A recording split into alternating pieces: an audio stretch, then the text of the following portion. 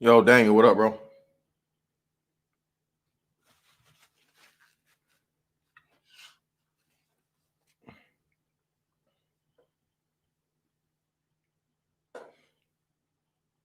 Stucco, Bucko, you got it, brother. What's up?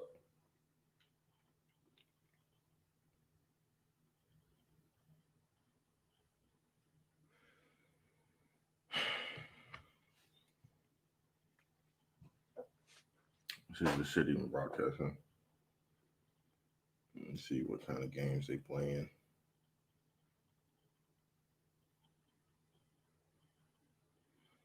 Let's see.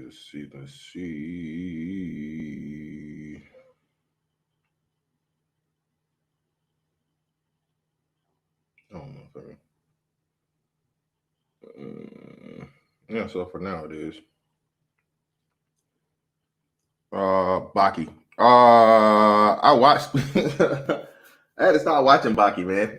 I started watching Baki with my son, and it was just like, damn, that shit was too gruesome, man. So I have to watch it on my own. I can't watch it. I can't watch it with my son.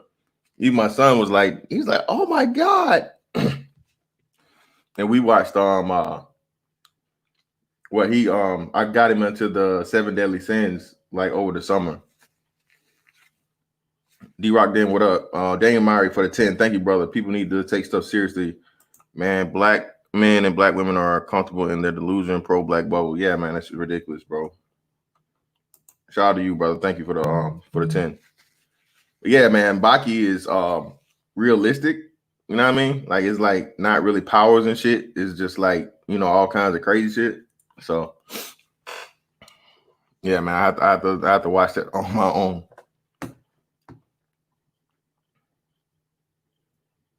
But yeah, man, I'm a Black Clover. I never even heard of that one, bro. Fire Force. Yeah, man, I gotta up my anime game, bro. I haven't really watched anime since Naruto. I stayed out of it. I watched the Seven Deadly Sins just out of curiosity. I saw it pop up on Netflix, and I have an 8-year-old, so we damn binge watch that shit like every day for I don't know how long. And he broke the rules, man. He broke the rules. He watched it without me, and he was spoiling it. So I'm like, no, we're supposed to watch it together. And he's like, nah, man, not waiting, Dad. So yeah, it's crazy. Don't be on pro black doing for oh God. Don't be pro black be what you end up 40 with nothing to show for it in church every week, waiting on the Lord to save you. Yeah, man. That's pretty much how it ends up every time, man. Crazy. Shout out to Silent Sir, man. Thank you, brother, for mere Penance for your bad intellect, brother. Hey, I really, really appreciate that, man. I try, man. I try to be somewhat of an intelligent individual. Some may agree, some may not. But by all means, we here. So we'll go ahead and get into it, man. People come in, or you catch it on a replay, know how we get down. As you see the title, why free speech is its own worst enemy. Because right now, man, we're seeing pretty much the Pandora's box that's open once you allow certain things to be said. And the funny thing about it is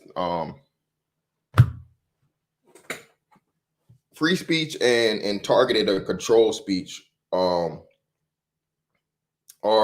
hand in hand, right? Because what happens is eventually free speech becomes whoever has the loudest bullhorn or the biggest platform, or the most popularity, the biggest audience or reach. Okay. And whoever can get their message to the sheep first wins. All right. Whoever can get the sheep to remember what they said or believe in what they said, follow that philosophy, and go out and spread and disseminate it, that's who wins. And what you've come to find, man, they've actually done studies on this, man. People have become less and less intelligent, okay, as time goes along. Shout out to Prophet Thought Series for the 5. Thank you, brother. Shout out to Prophet. Shout out to X, man. Peace to you too. Soul Provider, what's up, man? So what happens is eventually something gets said that shouldn't be said. All right. Again, I'll take y'all back to all the videos and things I do. And I ain't gonna say once I'm dead and gone, but maybe one day when I'm out of this YouTube shit, or I'm done and over with it, and the shit's still up here. If YouTube don't delete it all, you guys will see the big ass puzzle I was putting together for you and how everything links up. All right. And a lot of these things are like in movie references and like little sayings and shit you hear your whole life. But again, if you can't properly put them in context and frame them, they're insignificant, so you take them for granted, or you just take them as just that, at face value. So in the movie Fallen, the video I did for that, where they had the scene about, Denzel pretty much discovering and figuring out what Azazel was and what it was doing and how it worked. And he confronts Azazel for the first time. He officially confronts Azazel by calling him by his name. And then Azazel replies while possessing the old lady, so, oh, okay, so you know who I am. That's cool. But there are certain things that you should never know. And if you know, you should never, ever tell. And far too often, that's the risk you run in being the good guy, the righteous guy, the person of purpose that wants to see everyone else make it. You're sacrificing yourself for the group. All right. Because if you have a true message and you're a true leader, and you have that following of actual that promotes actual intellectual thought, all right, not just mindless sheep. Hey, do this, do what I say, follow, don't challenge me, listen to what I say, I'm right, you're wrong, I'm more popular, I have more money, I have more status, so therefore that makes me the leader, don't question me. If you do anything outside of that, and again, free thought is the danger to oppression, slavery, and all this shit people talk about. Free thought and true free speech, of where you can think something, in your head and immediately blurt it out. Hey, that doesn't look right. Hey, that doesn't make sense. And the funny thing about me, the funny thing about it is society, not just American society, but other societies have completely and totally outlawed it by, very, very gruesome and heinous acts. Hey, you speak out against the government, you speak out against authority, you may lose a limb, you may lose your life. Hell, you may lose the life of your family members, just to teach you a lesson. And again, that's to do what? Send a message to everyone else around you as to it will not be tolerated. Because again, true free speech is dangerous. And that's why people commandeer it and transform free speech into directed speech or controlled speech. Right? They establish themselves as a guru, an expert, all of these things. And they portray that out to the public or their followers. They get enough mindless drones, enough sheep to come behind them and believe in the philosophy. This is how you get cult leaders. This is how you get people that go on these big ass suicide missions and shit, believing in what people tell them to do. And they spread it out. Free speech is its own worst enemy, man, because it's pretty much doomed to cannibalize itself. It's doomed to destroy itself, because eventually certain shit gets said to where, hey, you can't say that. And not the fact of the matter that you can't say it because you're wrong, you're right. But for the most part, man, most people just aren't prepared to handle certain things. Most people's minds can't comprehend anything complex. And again, oh nigga, you ain't that smart. You're right. I'm just some regular guy. But amongst regular guys, I'm pretty bright. Okay. And the majority of people are regular people.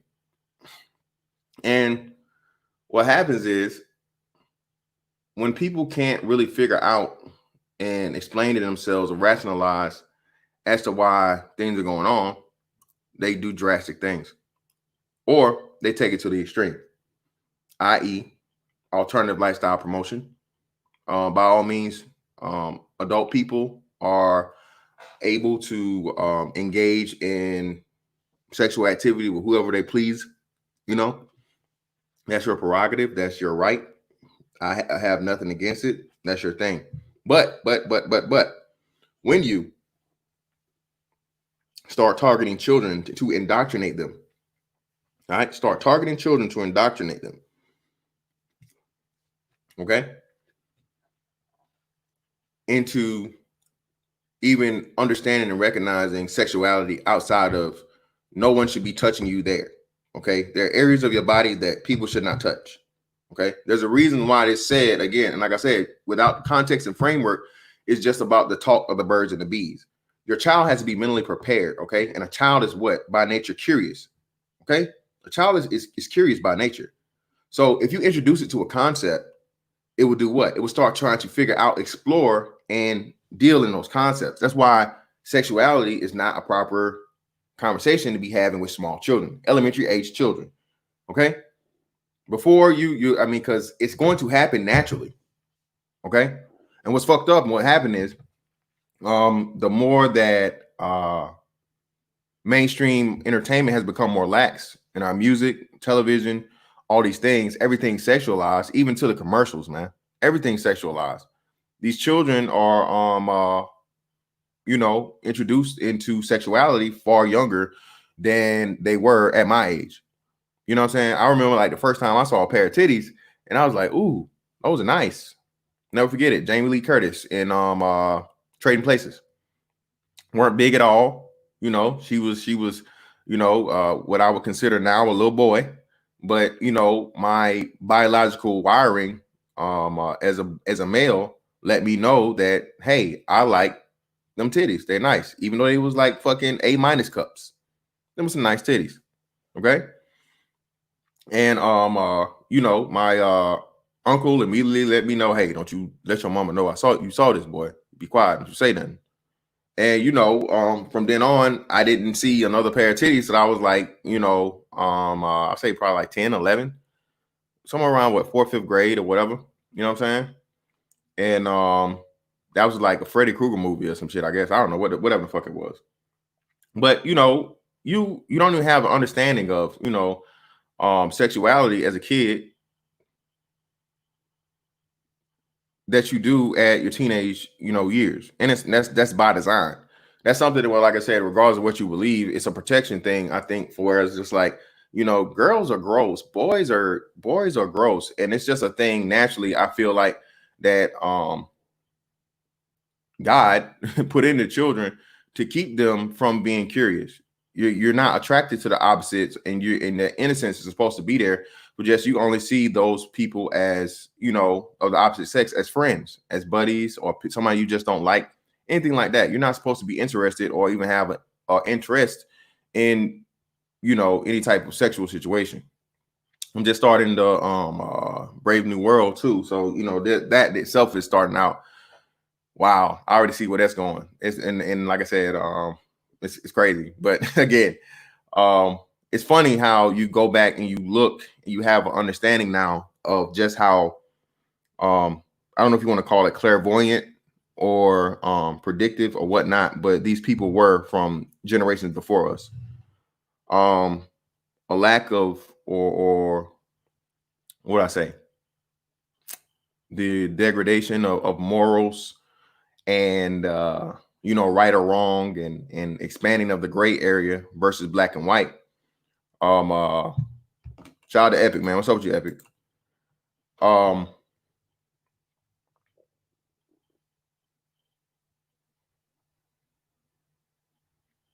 You know, it's just it's crazy, bro.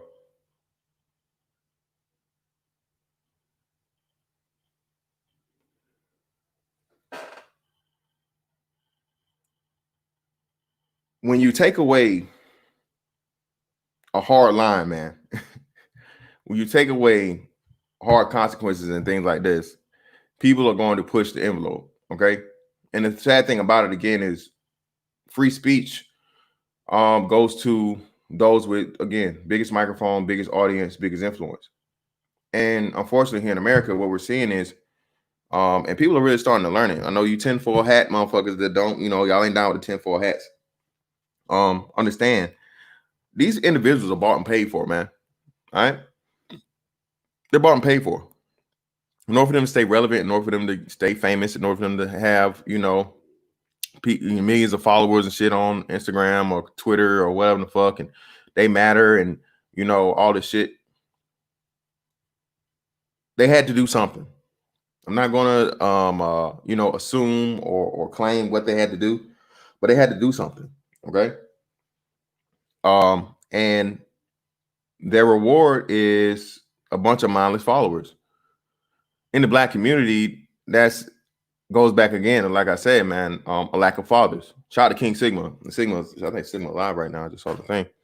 But the Black father has been replaced with the celebrity, the athlete, the neighborhood dope boy, the nigga with the rims or the sound in his car.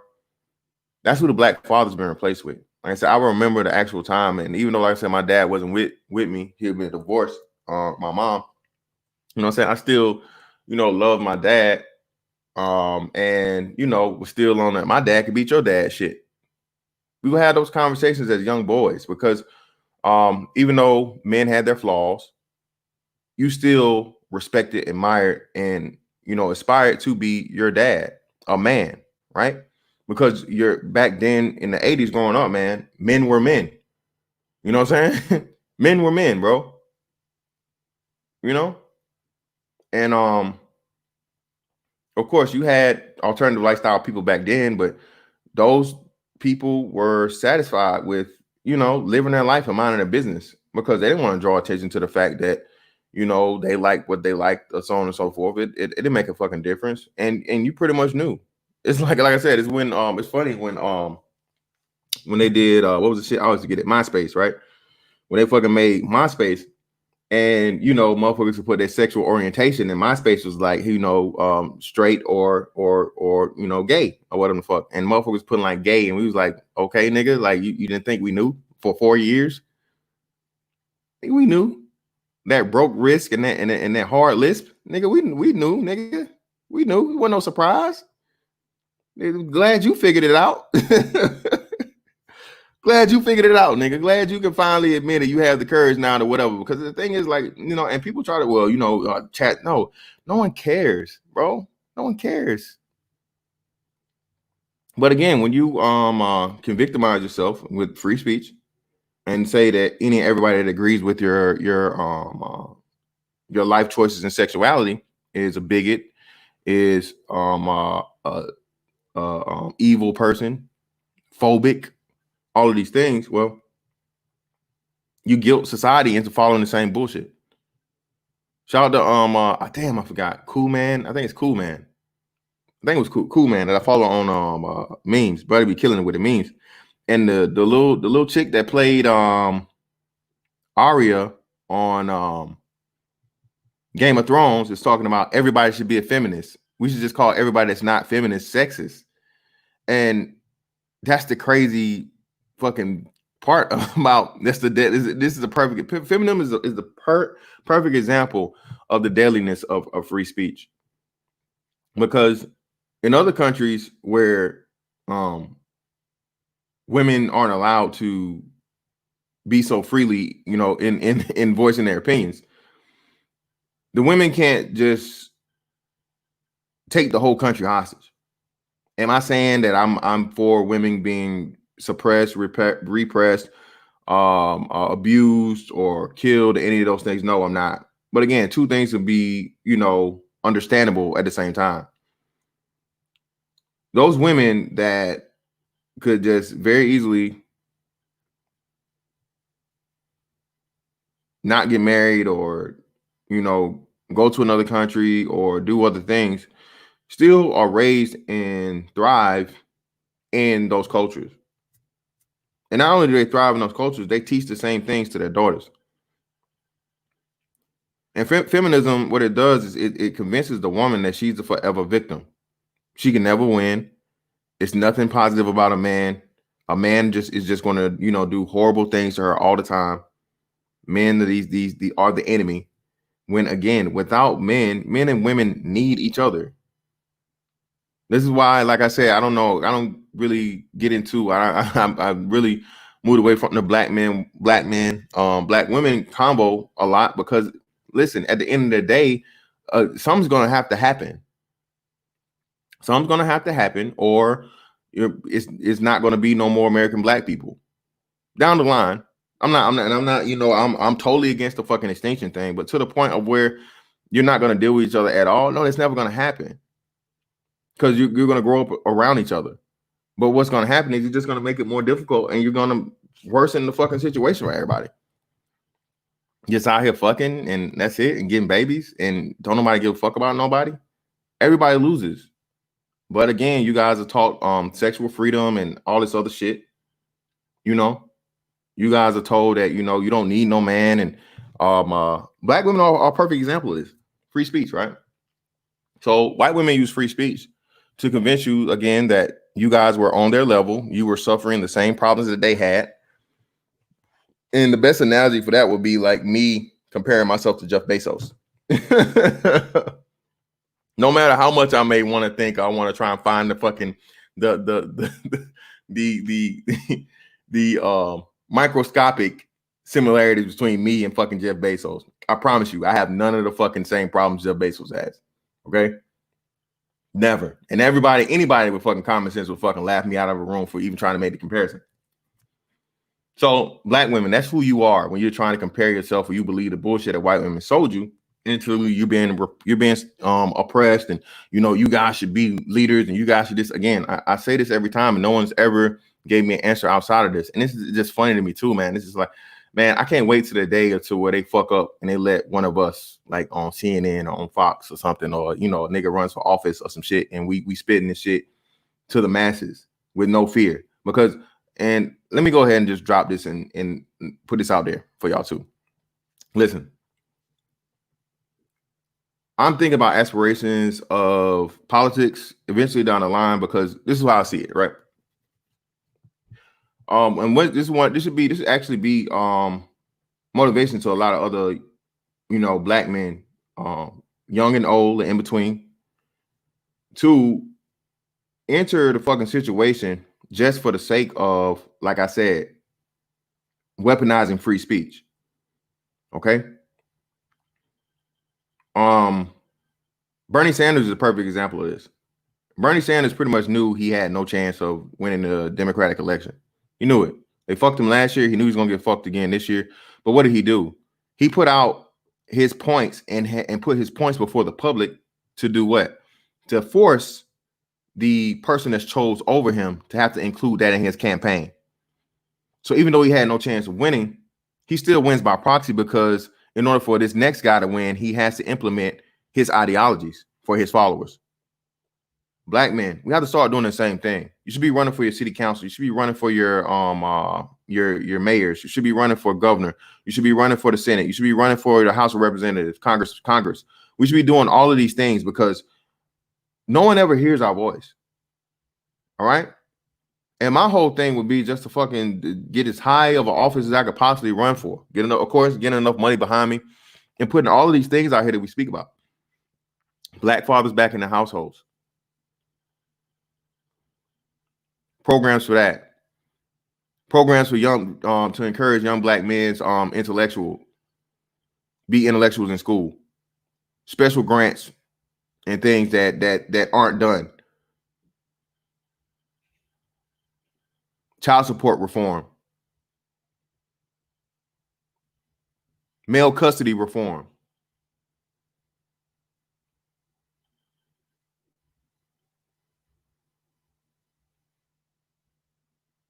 Black men being given fucking, contracts and shit like this. Hell, finally the Black Defamation League. So if you say some shit about us, motherfucker, just like you treat us, give us the same respect you give foreign motherfuckers here. People from Israel are not from here. We're from here. Shit that happened to them happened over in a whole nother fucking continent. Yet and still they have more rights here than we do and all the shit that happened to us happened here. I want it to where if a motherfucker say nigga, they'll never work in this motherfucking country ever again. Point blank, period. Done. Over with. But I'm not even pro-black. Why no pro-black niggas did this? You know why? Because they don't, again, this is for them as a hustle. They don't give a fuck about black people, man. They're not out here really motherfucking thinking about shit and promoting the ideologies that we need to really get power, because niggas don't understand power. Niggas don't want power. Niggas want a little bit of fame, some clout, a lot of money, and a lot of hoes. That's why these motherfuckers out here always talking this fucking woman first shit. When the woman ain't shit without the man. Again, 99% of the time, man, the woman's gonna always be attached to the fucking man. Point blank, period. Yeah, it's some exceptions to the rule here and there, but usually what? You come to find out their fucking whole lives are crumbling down around them. These women that are these quote unquote alpha females.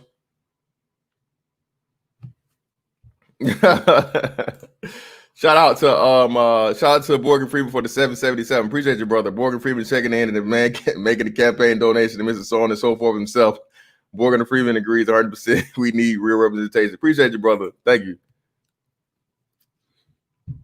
Yeah, but seriously, man, like I said, these women that are the outliers, come to find out, man, they whole shit is they living off of you know, drugs, flat tummy tea, and antidepressants, man. Some chick who's a big director or something, right? She just got herself up out of here not too long ago. And when the men do it, it doesn't even get talked about. Black men, no one gives a fuck about the black man's sanity, his emotional state. Again, you're just expected to be the punching bag of the world and keep it moving. Put the shit on your back. Shout out to Big Duke. Put it on your back, man, and carry that shit. But as men, we become numb to it, bro. Become numb to the shit. You know? We block out everything else, and again, you have to become your own hype man to make it through a lot of the times, man. But again, no, that's a whole other thing, so I'm not gonna really get into that. But free speech being its own worst enemy is a lot of these extremist ideologies getting put out here for people to hear. And again, the sheep are the more dangerous than the speakers, because if you can convince people, a person that is using, and again, we're talking about black people here. So black pathology is full of victimhood, no accountability, no responsibility, no ownership, and emotionality.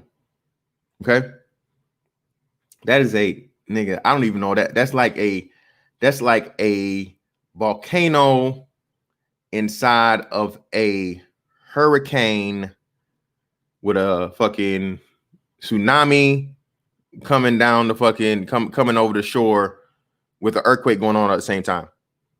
The most possible and worst fucking situations for a whole people to have the mindset of. Nothing in if and when you dare be the, you know, the cool breeze that calms everything down. Again, it's like white blood cells. You're the virus. You're the bacteria. You have to be got the fuck up out of there. Until again, somebody comes along that's a celebrity or bigger than you, that's bought and paid for, takes exactly what you said, and then they say it. Then after they say it, of course, they bastardize it or they mutate it into something that's totally opposite of the original purpose of you saying it.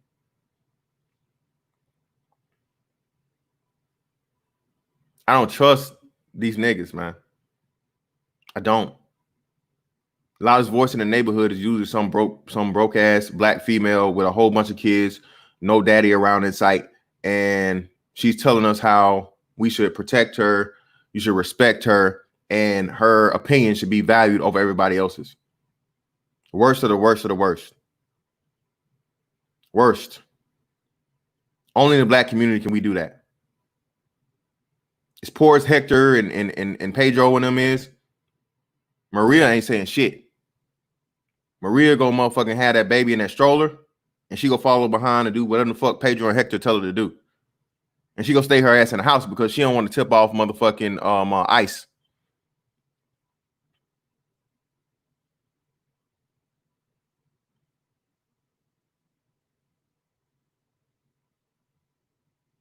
Same thing with fucking the Asian female.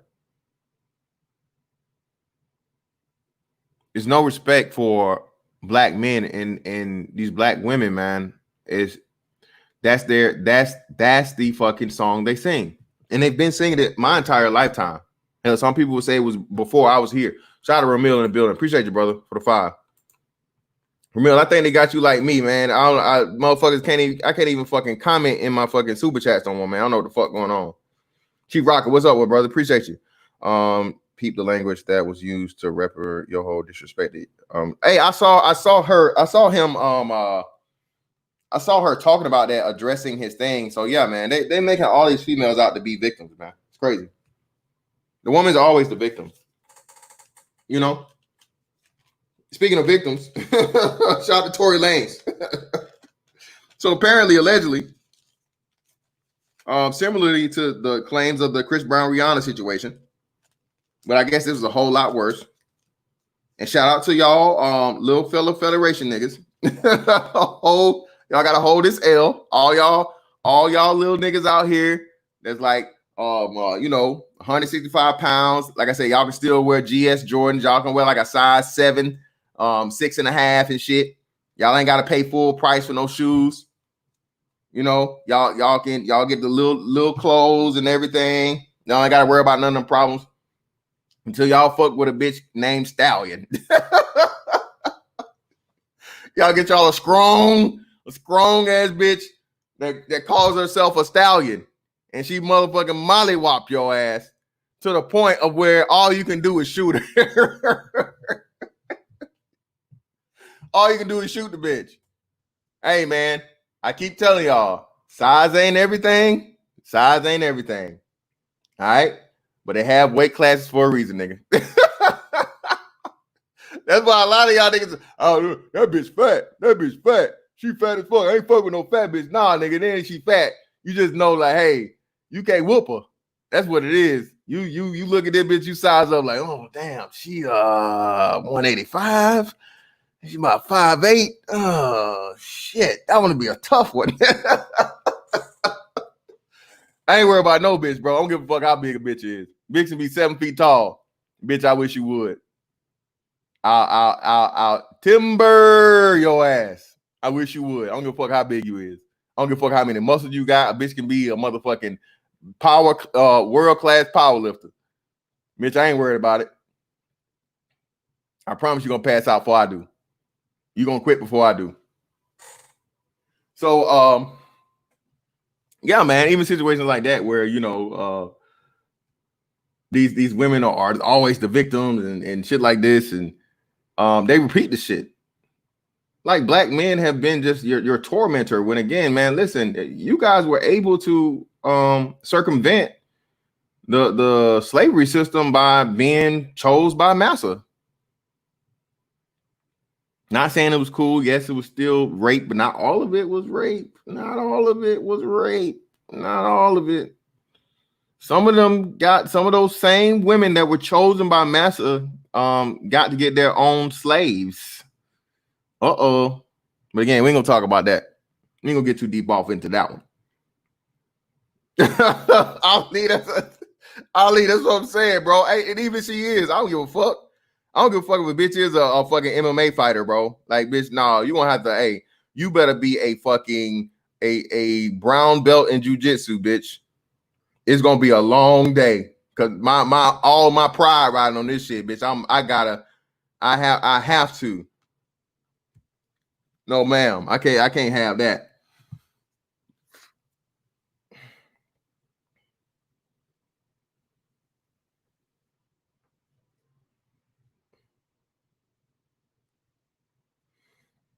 But oh, shout out to Zero in the building. Making the pony. That bitch ain't no damn pony, nigga.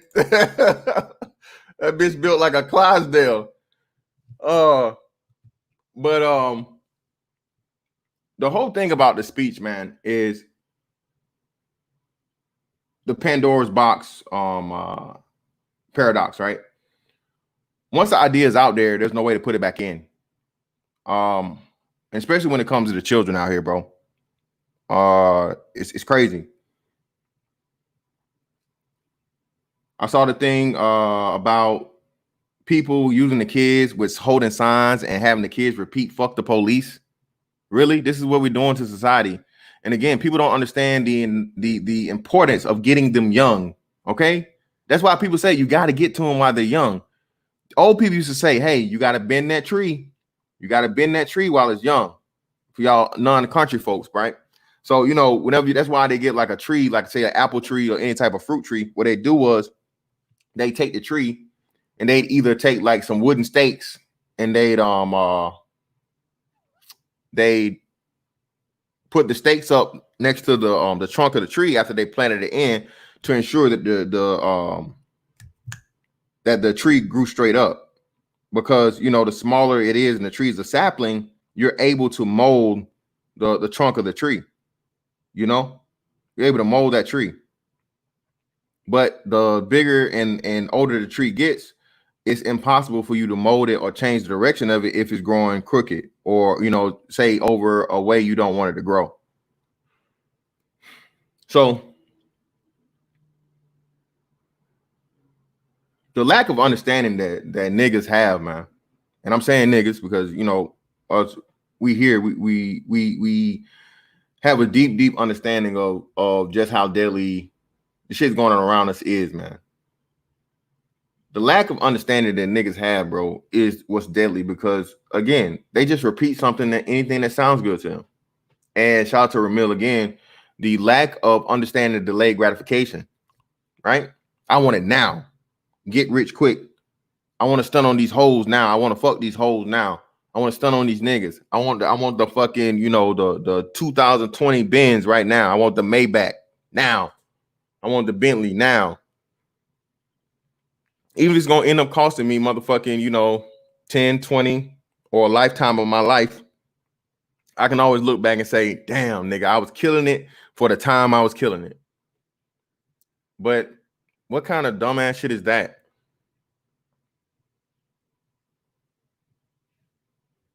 What kind of dumb shit is that? A moment of fucking happiness for a lifetime of fucking torture and setback? But again, that's feminine thinking. A woman doesn't have the patience that a man has. A woman is not cool with monotony like a man is.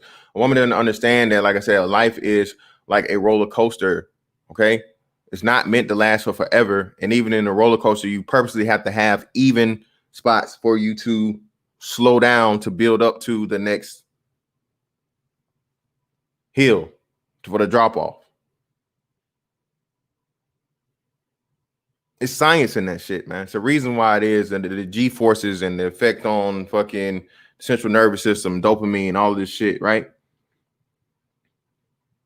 There's a reason why it's very few fucking roller coasters where you just get like G's all the way through 90% of the ride. No, you're not, because it has to be a certain blend of fear and excitement. There's a reason why your fucking heart drops out of your chest or goes up to your fucking brain.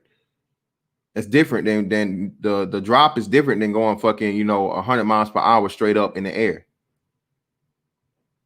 But again, man, women don't have that understanding that men have, and women are very, very self-centered individuals. They can think of me first. That's a woman's nature. Men are natural protectors. That's why when you hear this shit about black men not protecting, and it's funny to me. It's stories of several stories of young black boys that gave their lives up for absolute strangers, man. Brothers that literally jumped in front of bullets for innocent bystanders. People that fucking step in when they see, you know, a pregnant lady getting fucking harassed by a man, no matter who he is. So again, man, and even niggas in this space, I know niggas say this, that, and the other, but I mean, man, no matter how much you hate a motherfucker, you may not be able to stand them, bro. You're not gonna stand around and just watch a woman get fucking ravished for the most part. Even if you don't fucking step in, which I still wouldn't, depending on where you at, I wouldn't suggest it. Shit, you gonna call the cops. You're gonna do something. You be like, hey, nigga, hey, that's enough. She had enough, brother. She had enough, brother. Come on, brother. Let her, brother. You done, how many more teeth you gotta knock out? You done knocked out 2 of them now. Come on, 2 is enough, nigga. Come on, 2 teeth is enough. Come on now. Come on. And it's crazy it is. Y'all may think, well, oh, you should just, no, bitch, I'm not finna risk my life. This nigga, he knocking teeth out your head. Shit, I know he don't give a fuck about knocking the brain out mine with a pistol, with a knife, with a bat. I don't know what the fuck. I'm not about the motherfucker. I don't get paid for this shit. And again, what about the rapport? What have you guys free speech have made it this way? Black women, you've caused this. And black men finally have our chance to, you know, respond in kind, and you guys can't take it. Ultimately, at the end of the day, the black man is still the one trying to fix all this shit. We're the one trying to talk about this and figure it out, because we understand that eventually, at the end of the day, man, you're gonna need each other. You're gonna need the people that are you. The people that are like you by the same as you. Okay. You're gonna need them if shit goes down. If shit hits the fan and it's us versus them, if there's no fucking us, or we don't have an understanding of what us is, you can never, you're dead. You're dead before the fucking war even starts, or the conflict, or the disagreement, or whatever it may be. There's no unity. But yet still, y'all let these white motherfuckers out here, these liberal white motherfuckers, tell you what the hell your blackness is supposed to mean, disrespect other black people and black police officers just because of their occupation, when they're actually here, motherfucking, you know, keeping your dumb ass safe, deterring at the very least for the most part, unless you're in real bad areas like fucking Chicago, parts of New York and shit.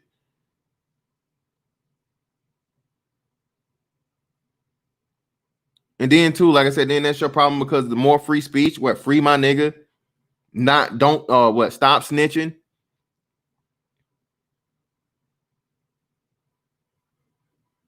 You see how free speech is its own worst enemy when you put out the wrong speech. And there's such thing as wrong speech. Free speech means you can say whatever the fuck you want to say. Anything whatsoever. The bad part about it is, like I said, some things just shouldn't be said, especially by people that have comprehension issues. Niggas that can't comprehend fucking right and wrong, don't have a fucking any type of moral compass whatsoever. You can't just say anything to them, because if it sounds good, they're gonna do it. Again, this is why fucking black music is deadly. And that's art. But because unlike any other group of entertainers, black people say that their art is true to life.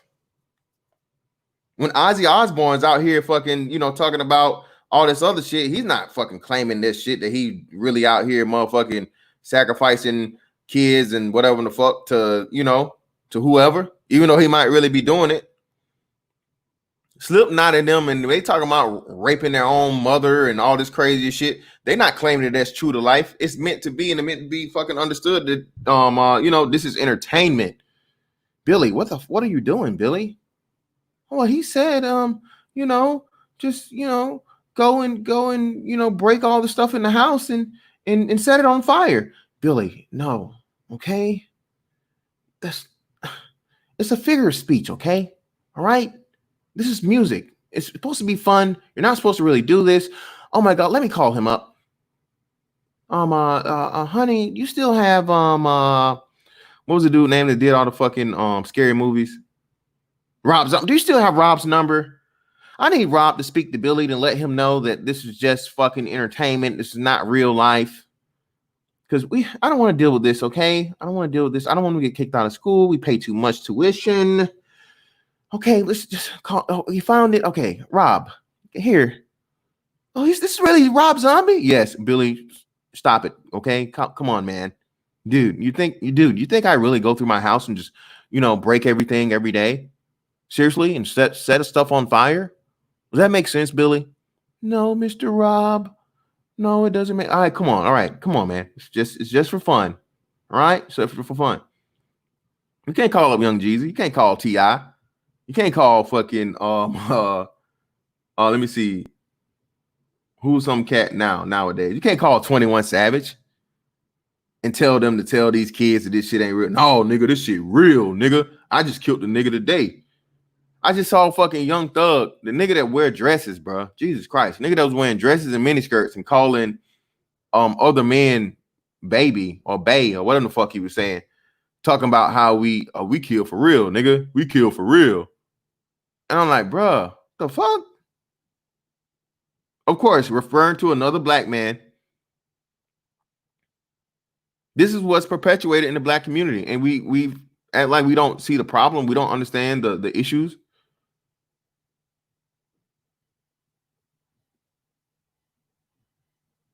Niggas don't understand delineations, man. They don't understand separations.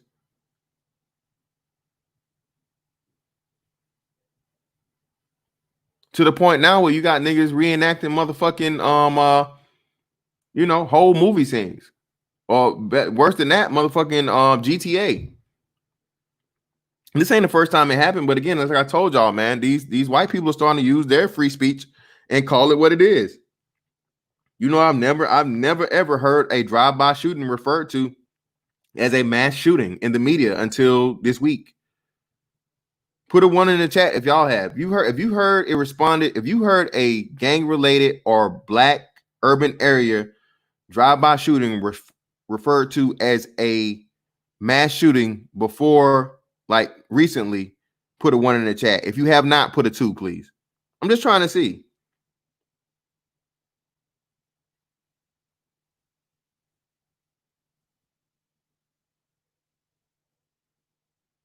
Mafa, you heard it? I haven't. Okay. Mafa 21 say he heard it referred to as a mass shooting. 2, 2, 2, 2.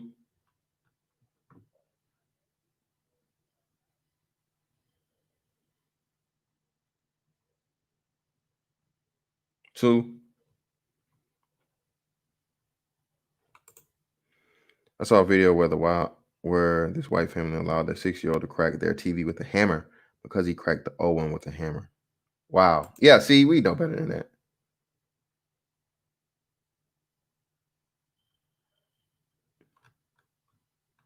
All right.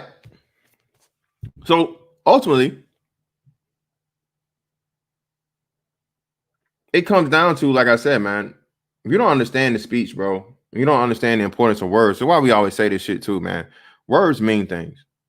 And when you allow words to be conflated, or you allow words to be just the meanings to just be fluid, they mean nothing. And then that way you can't have conversation. A lot of people don't even know the what's the conversation change or the conversation triangle. Conversation is I say something, you hear it, you repeat it back to me to let you know what I heard. That's proper conversation. Okay. That's conversation. Because otherwise you're just speaking, and a motherfucker shake their head like they know what the hell you're talking about. And then you come back and you're like, hey, man, hey, didn't I goddamn tell you to do this and do that and whatever?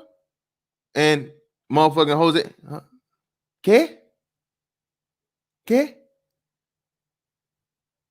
What? This motherfucker don't even speak English. Well, you didn't verify. You didn't verify that you didn't have him repeat back to you what you said to verify that he understood you. So who's at fault here? It's not him.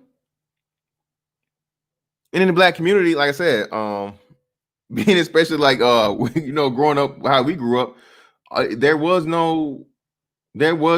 proper communication skills weren't taught.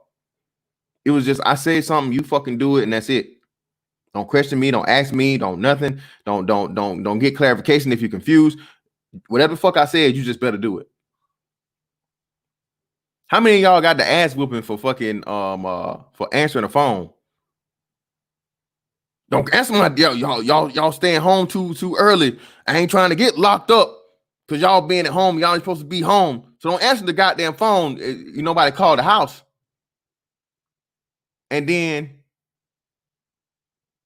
your mama called the house just to make you pick up the phone.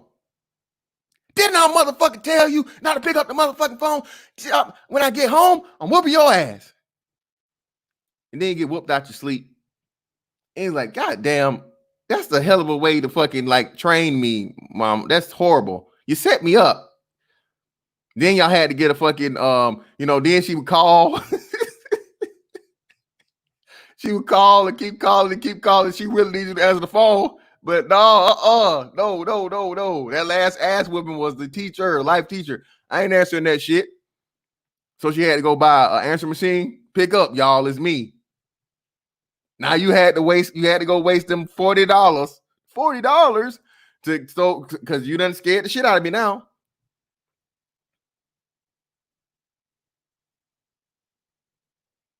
That's what society does to people, man. Now with this cancel culture and this mob rule, and if you don't agree with us, you're the enemy. Shit, the other day, a week ago, or whatever it was, 2 weeks ago, James Harden wore a face mask for Blue Lives Matter or Protect the Blue with that pattern on it. It didn't even have the word in, but that's what it was, the pattern. And they jumped on the man. Of course, he fucking pussied out and claimed he didn't know what the fuck it was about. Bro, there's no way you don't know what the fuck this shit is about as a fucking NBA fucking superstar, bro. And a team that you have a stylist, nigga. You have a stylist. That was some shit you wore coming to the establishment of the NBA season starting. So that was planned out by you and a stylist. You didn't just pick that shit out. You paid somebody hundreds of dollars, if not thousands of dollars to pick out everything you was gonna fucking wear going into the fucking shit for a photo op. And now you want to act like you don't know what the fuck it was about. Because, like I said, man, remember who clipped your nuts. Men are afraid to be men nowadays. Men are afraid to be fucking disliked. Man, fuck you, nigga, if you don't like me. What the fuck? I'm not gonna control my motherfucking life, nigga, especially when I don't know you. For every one motherfucker that don't like me, it's probably 1,000 more. If I gave a fuck about everybody that fucking didn't like me, I would forever be fucking I would be forever in prison to trying to please dumbass niggas. Who would sign up for that shit?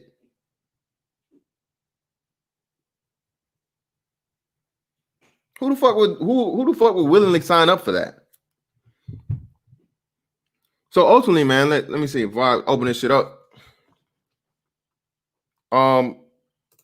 You got to be careful in the black community about what you let get out and what's said without the proper counter. And I think that's the problem here is that, man, we got to start dropping. And again, we got to start dropping our nuts around this motherfucker, bro. Point blank, period. I'm serious. I'm very, very serious. And I hope we actually get people out of this sector to start doing that. That would be some huge shit. Again, I'm telling y'all this shit because this is something I have in mind. Oh, well, how are you going to be a politician saying all of these outrageous and extremist things that people may not like? Hey, the president is the president. They had the president on state saying, grab him by the pussy. And what happened? You had white women across the world saying, you can grab my pussy. So by all means, if there are women that are willing to get in front of fucking cameras, and this is what I try to tell niggas, don't understand power. See, when you have power, you can say and do pretty much what the fuck you want to do. Because if people have to come through you, that's just fucking, that's a part of the fucking the relationship. People would put up with bullshit for success, man, for power.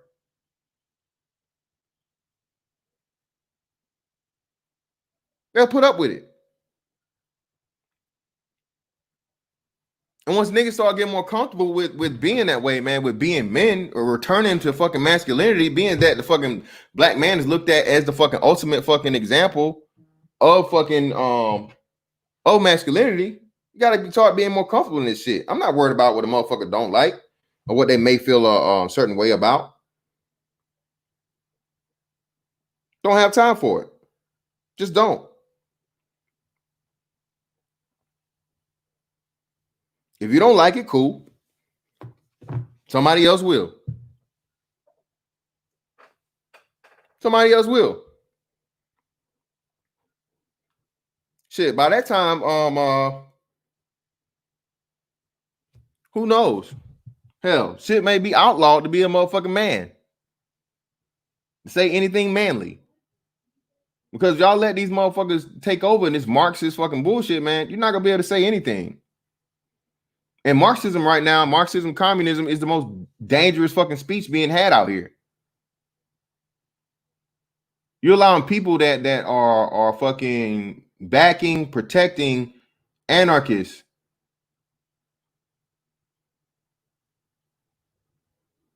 People trying to fucking overthrow the fucking society, man. Shout out, Hulk. What's up with you, bro?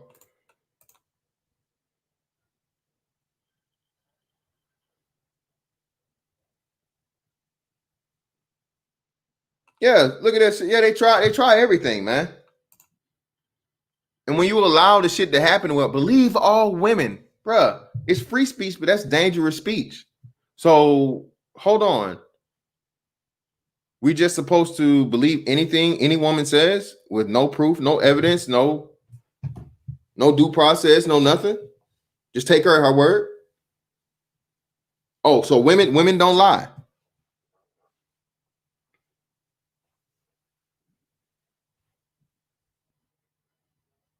All white people are racist. Oh, damn, all of them? All of them have privilege, even fucking Jim Bob down there in the fucking in the trailer park. 3 teeth in his head. Can't even read or write. He's supreme over you. He's not supreme over me. White supremacy. Do you know what supremacy means, brother? You understand that? For you to, as a black man, to say that about another man based off strictly based solely off the strength of his race, his skin color. Do you know what type of defeatism and weak ass mentality that is for you to say around a younger black man that makes him feel like he is inferior, because superior means better. So inferior, the antithesis of that would be inferior to a white boy just off the strength of his skin, that he has no chance, that he, no matter what he does, he can't succeed. That kills fucking innovation, man. That kills fucking success. That kills fucking successful people, productive people.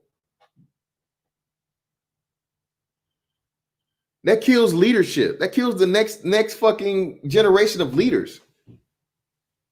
Well, if I'm not gonna fucking, ever be able to get anywhere anyway, because the white boy, they're gonna choose them over me. I guess I'll just, I'll go sell these drugs. I guess I'll do like what everybody else is saying, and just stick to this hood shit. The police don't like me anyway, whether I'm wearing a suit or whether I'm wearing my pants under my ass with the belt tightened so you can see all of my underwear.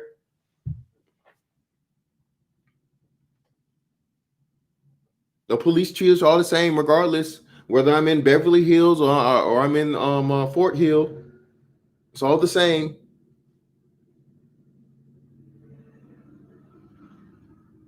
That's the mindset y'all motherfucking give these kids, man, and destroy them before they even get a chance to get close to the adulthood, man. You have no chance. None.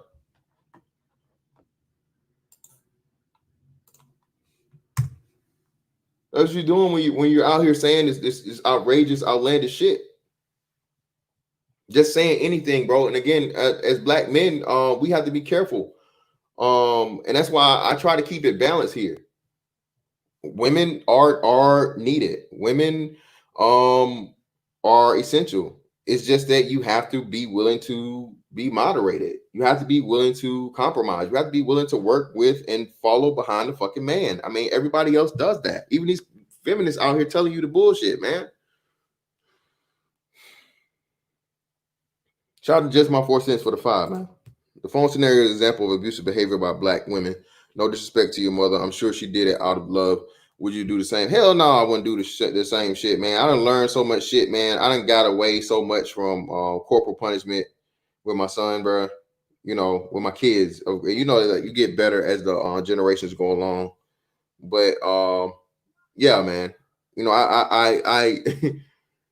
I spare the rod a whole lot more than I used to believe into, because like I said, I don't want my son to be afraid of me unhealthily. Your child should always have a healthy fear of you, especially as the man.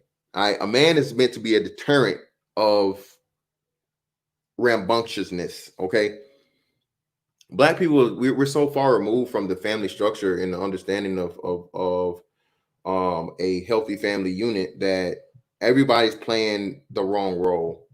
Most women are trying to be the nurturer and the disciplinarian at the same time, and most of these women don't even know how to be the nurturer. When's the last time you seen like a nurturing, like, young mother out and about? These bitches don't even know how to hold a baby, man. They don't. They really don't. They don't even know the rules. Bitch, you are. And this is why I say, man, it's so detrimental. My mom just hit me up yesterday and told me pretty much my great grandmother's last sister died.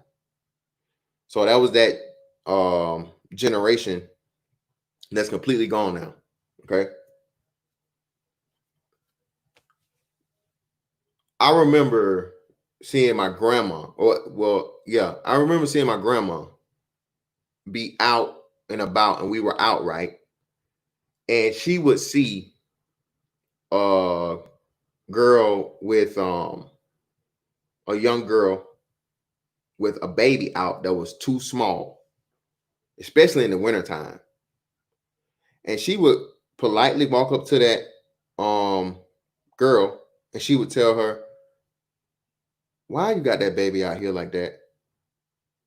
That baby is too small and too young to be out here in this air." Okay? She say, if you got somebody or anybody, you don't need to be out here shopping around with that baby, because it's too easy for it to get sick. The baby's immune system isn't strong enough. And again, it's coming to find out now.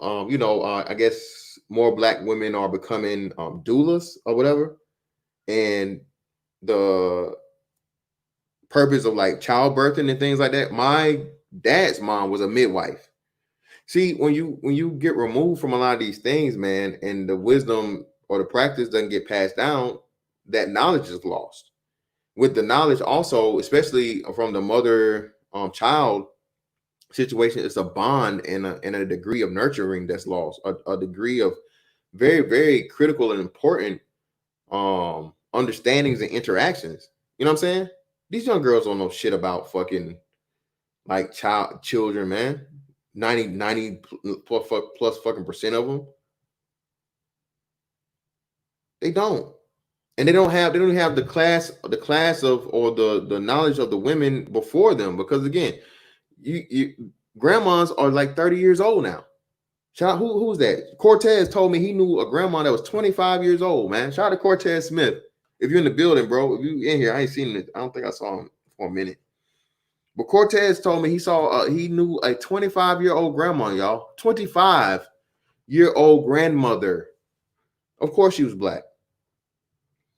Oh, that happened all the time in these other countries, third world countries. What the fuck I care about a third world country? Yes, Jessica X, 25. Conservative red pill to pass. My paternal grandmother and my maternal great grandmother were housewives. Yeah, exactly. Yeah, man. I remember 2 girls that were pregnant by 13.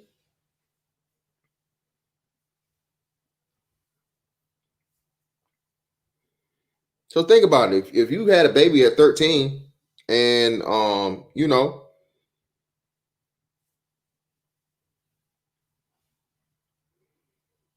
you get to be 26 years old and you're not doing anything to, you know, deter your daughter, discourage your daughter from doing the same thing, following your footsteps. But sub 30 is more than possible. 25 is scary as fuck to me, but sub 30 is, you know.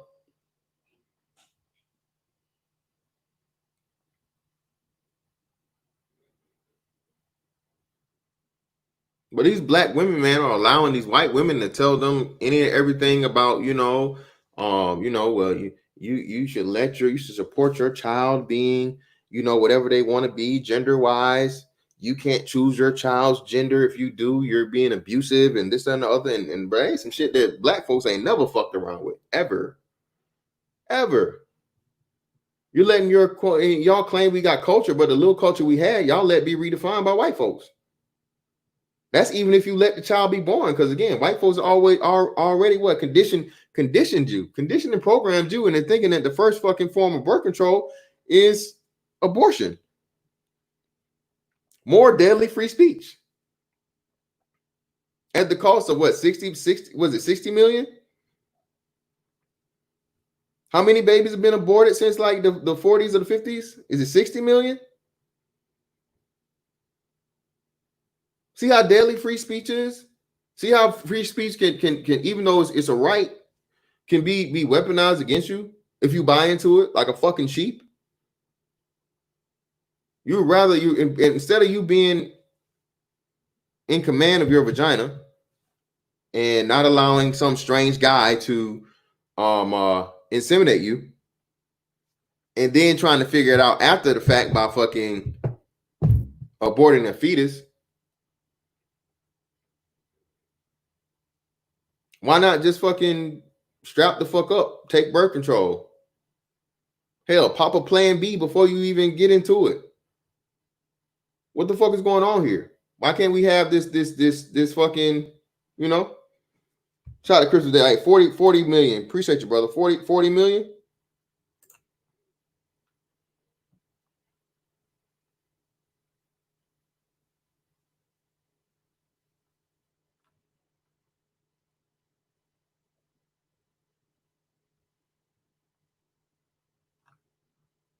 Yep. Shout out to Silent Sir. Yep. White folks started gang culture too, with niggas love mafia shit. I told y'all, man. Like I always say, niggas want to fucking die like Scarface. Nobody want to live like Al Pacino.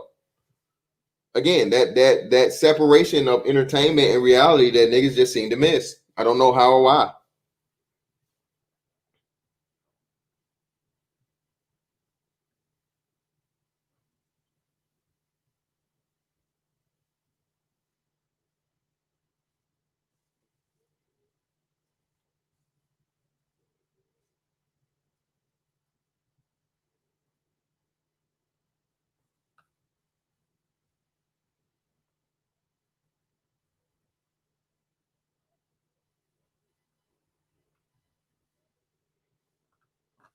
No, yeah. I said what Casey was talking about. Yeah, most of the babies being had is by bitches that should know the bitches that should know better. These 30-something-year-old bitches. The last of the millennials are the ones having the most kids. These Gen Z bitches are too busy sugar daddying it up. They fucking with niggas that that's got that dog water, bro. These damn sugar babies is requiring that a nigga already have a vasectomy. And you know, and a 401, he living off his 401k. They ain't worry about getting pregnant. Well, with the exception of one we may know. I'm gonna get out of there. You mean to tell me, bitch? Stealing my shit. Shout out to Digital TV. Take it from me. You will pay a hefty price for free speech. I lost money, platforms, and friends over my views on LGBT, abortion, and politics, especially during the Obama years, but it was worth it. And again, in Digital TV, like I said, man, as men, people don't understand the importance of that principle. It's crazy, right? It's crazy. Men, but that's what society has clipped your nuts into forcing that. Going against the masses, you being the one man, the one man army, the one man wrecking crew. That's how you feel out here as a black man, bro. And that's why I say this space, we have to fucking protect it with our fucking lives, man. You know, anytime somebody comes up against it, bro, you gotta crush that shit like a motherfucking sledgehammer to ants immediately. With all the full force of this shit, using everybody that of every class, walk of life, or whatever. Because if you don't, you'll get fucking dogpiled. And one thing is, like I said, bro, the last thing you ever want is a gang of niggas, a pack of niggas. An angry pack of niggas. That's the last thing you want, bro. The world fears that. So by all means, when at all necessary, man, we have to be prepared to go there. That's why I try to, and I guess that's the blend of me that people seem to fuck with, bro. I'm the most nicest, professional, politest individual you ever want to deal with. I can, be funny. I can be witty. I can do the intellectual. You know what I'm saying? I can do any and everything you want as long as you're respectful. But if you want to get into the nigga shit, I'm well versed in that too. And I always, if y'all go back and look at it, man. Hey, I always give the fucking disclaimer. Like, so, is this what we doing? Are we gonna have the conversation, or are we gonna get into the nigga shit? Because if we get into the nigga shit, you're gonna lose in that too. I see why you trying to revert to the nigga shit, because you think you're losing here. In the logic, you getting your ass tossed up and fucking throw it the fuck up, throw it around. So what you want to do is you want to revert to the nigga shit because you feel like that's where, you know what I'm saying, you have the advantage. But no, you simply discovered the nigga shit. I was born in it. I was born in it. It molded me. I can do the nigga shit too, man. Shout out to Just My Forces. Blacks don't understand the breeding program. We read the Bible and look right past the genealogy scriptures. Oh shit. Been with a thug to produce a thug. Oh shit. Breed with a thug, produce a thug. Oh, Just My Forces. Get out of there. Get out of there. Yeah. Wild. I hope you get a pack of niggas. Pack of them.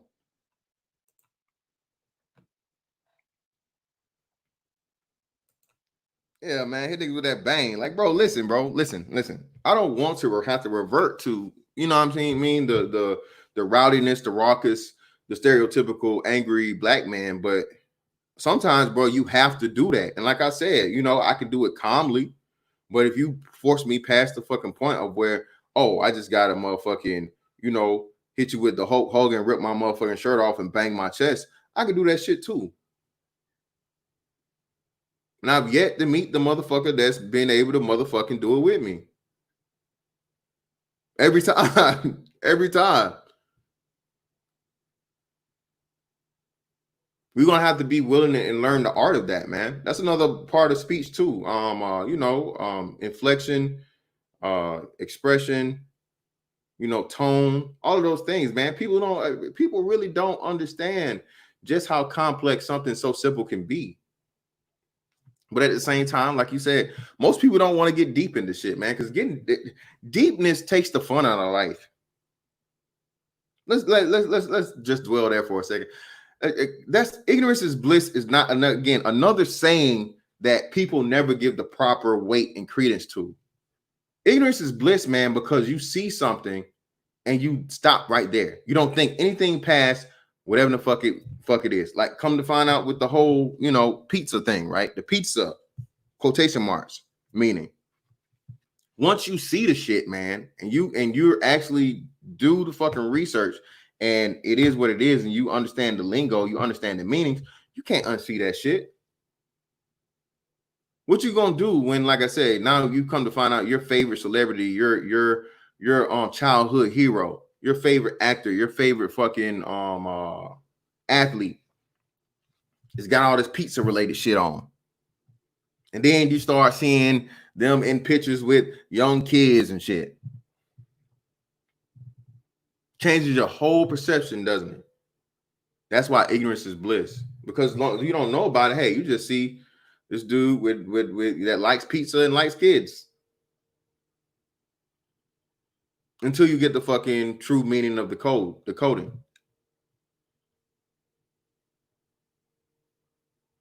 You know,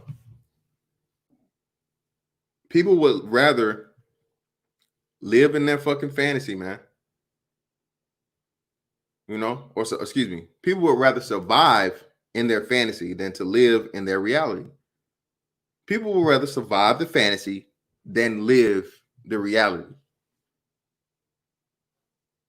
That man know his wife a hoe. He knows she out here doing dicks. I told y'all about Nig, man. I told you. Wife was a fucking drug addict. Everybody knew about it.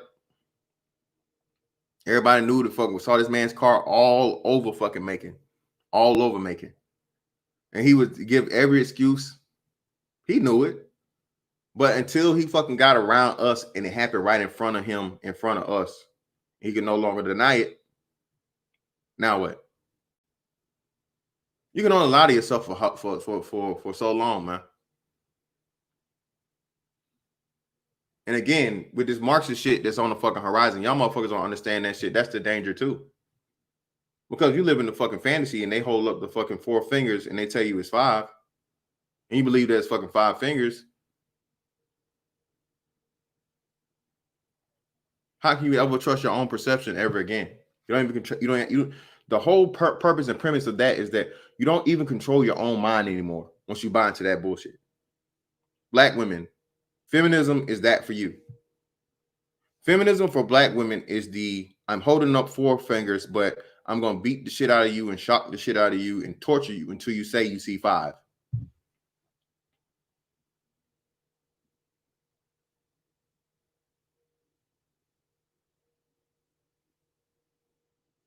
Okay? That's what you guys have done. And I do lay this at your feet more so than the men. Like, because you guys have reared the men. You guys have fucking neutered the men before they even start, before they have a chance, because what? You have them as boys and you refuse to, you either have them with men that aren't worthy to be leaders and be good examples of what you want a man to be, or you have them with good worthy men and you keep them away from the good worthy man out of your own whatever, over your emotion. That's the fucked up part about it. You guys are ruining generations upon generations of and I think they say what in turn. Somebody help me out in the chat. I'm not sure of this.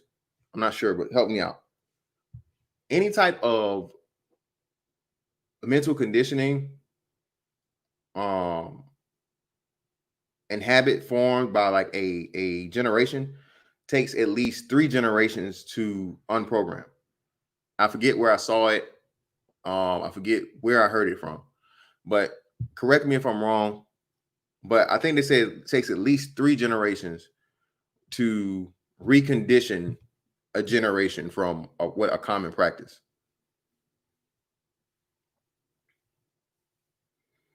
So just imagine, black women, since the 90s, definitely since the 90s, you guys have had the I don't need no man rhetoric, men ain't shit rhetoric. These niggas is on the down low, all this other shit, right? And 90, so generation is usually what, 25 to 30 years is considered a generation, right? How long is considered a generation?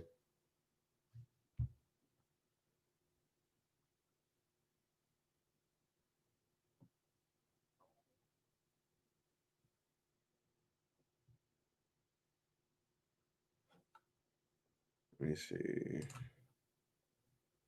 Generation.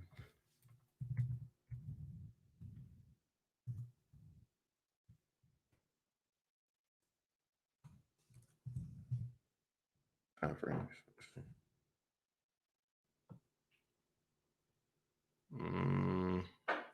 So yeah, 20-year, so like a 20-year time frame, 15 to 20-year time frame from the looks of it, I guess, right?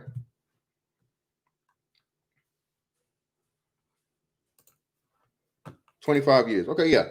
So 75 years, bro.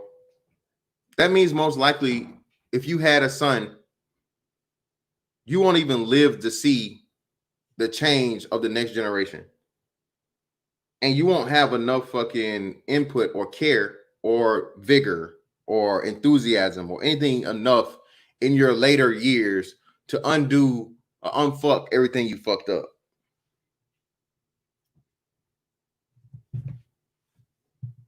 Human beings are just selfish by nature, and that's not really a bad thing. I mean, well, it's not saying it's not a bad thing, but it's something that you have to extremely work hard at to overcome because it's biological. Survival, pretty much.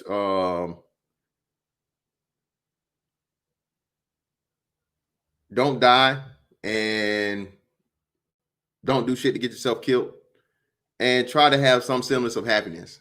That's pretty much like the basic makeup of a human being.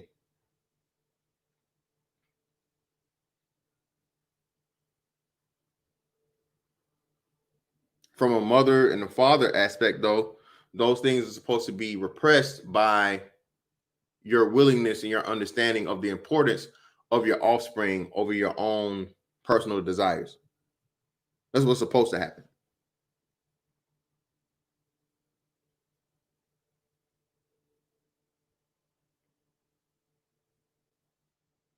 That's what's supposed to happen. 20 years. Okay, cool. So when we get all this shit going on, man, and everything being said around us, but you pretty much don't have a fucking, it's like I guess like shit, what do you call it? Fuck.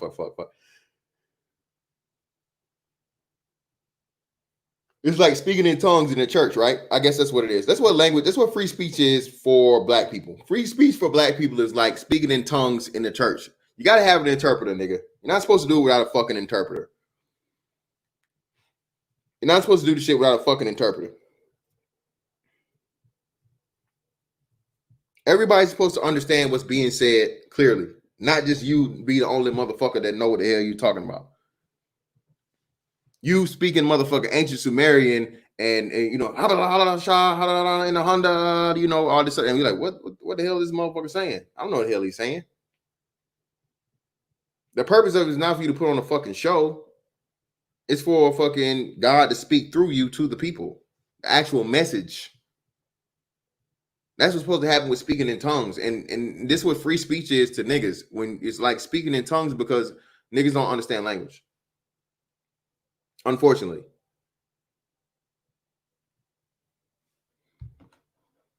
JT Hellstrom and the old young nigga crew, man. Yeah, people tell me I'm still like I'm in my 20s too, man. So, you know, drink a lot of water, stretch, you know, all that good shit.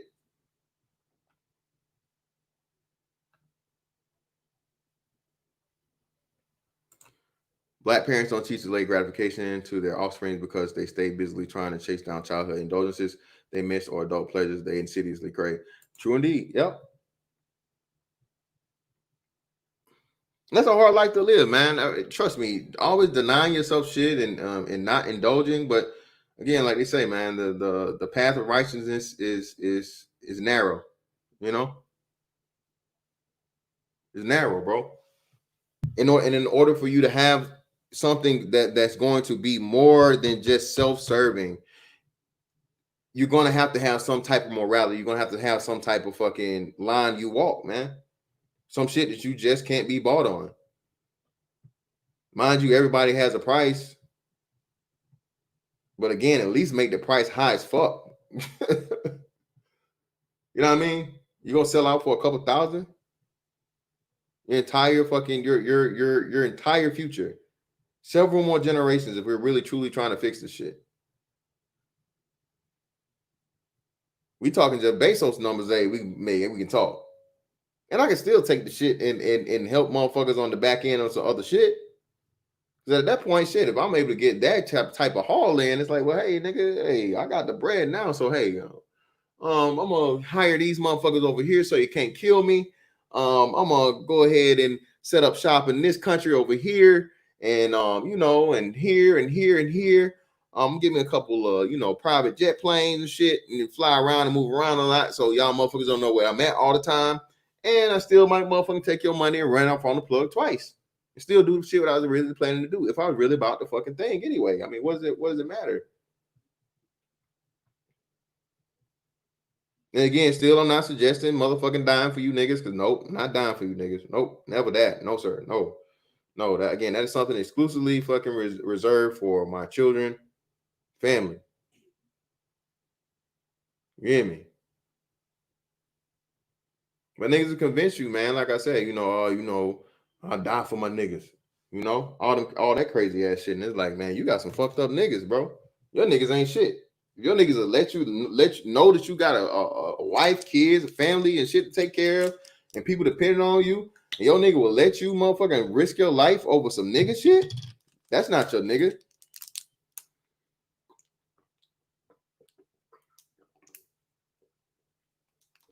That's not your nigga at all.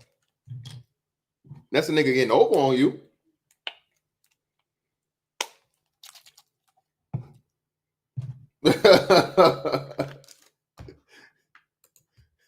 Me be at the Ritz-Carlton.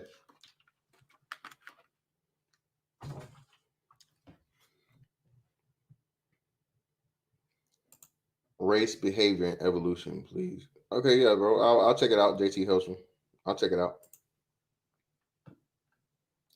But hey, man, y'all niggas don't feel like talking today, man. I done ran my mouth a little bit longer than normal. You know what I'm saying? Almost an hour and 30. Y'all ain't got nothing to add it to it, bro. Nobody gonna hop up here. I'll go ahead and shut this motherfucker down. It's Friday. Nigga, I ain't never had no braids, man. You know what's crazy though, Agon? Yo, young ass too young to know about this, bro. Nigga, AI, nigga. Y'all don't know how nigga AI was so nigga. Everybody had the braids, bro. If you didn't have braids in like from like 96 on, like when I obviously got the braids like 98. So that's like 98 because he had like the low cut and like the little fro up until like I want to say like 97, 98, right? If you didn't have the braids from like 98 to like early 2000s, bro, nigga, you was, man, niggas trying to grow his hair out hard, nigga. Everybody wanted the motherfucking everybody wanted the fucking okay, yeah. So Soul Provider, pull up on Soul Provider. 1 p.m. Nigga, it's already 1 p.m. What, you Central Time? Y'all gotta get your time zones too, man. Y'all know I'm East time, man. East time rules the world, nigga. East time rules the states. Everything is always in Eastern Standard Time. That's why the TV tells you that, nigga. So y'all pull up on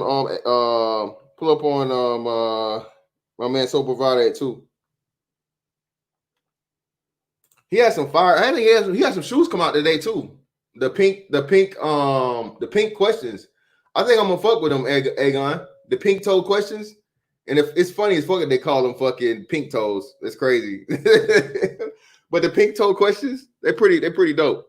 I struck out on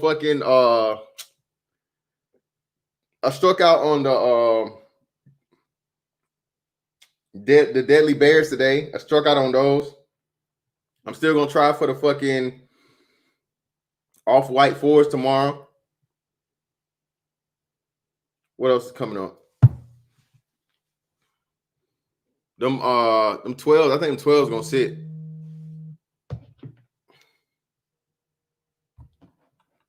Hold on quick.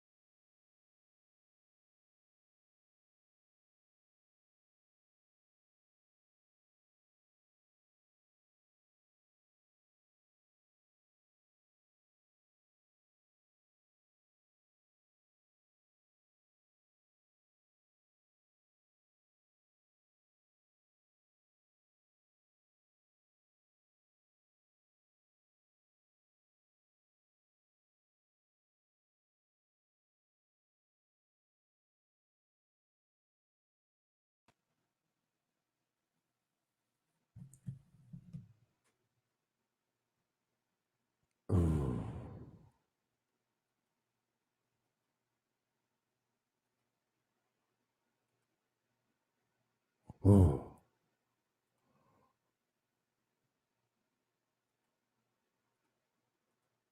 I can't hear shit.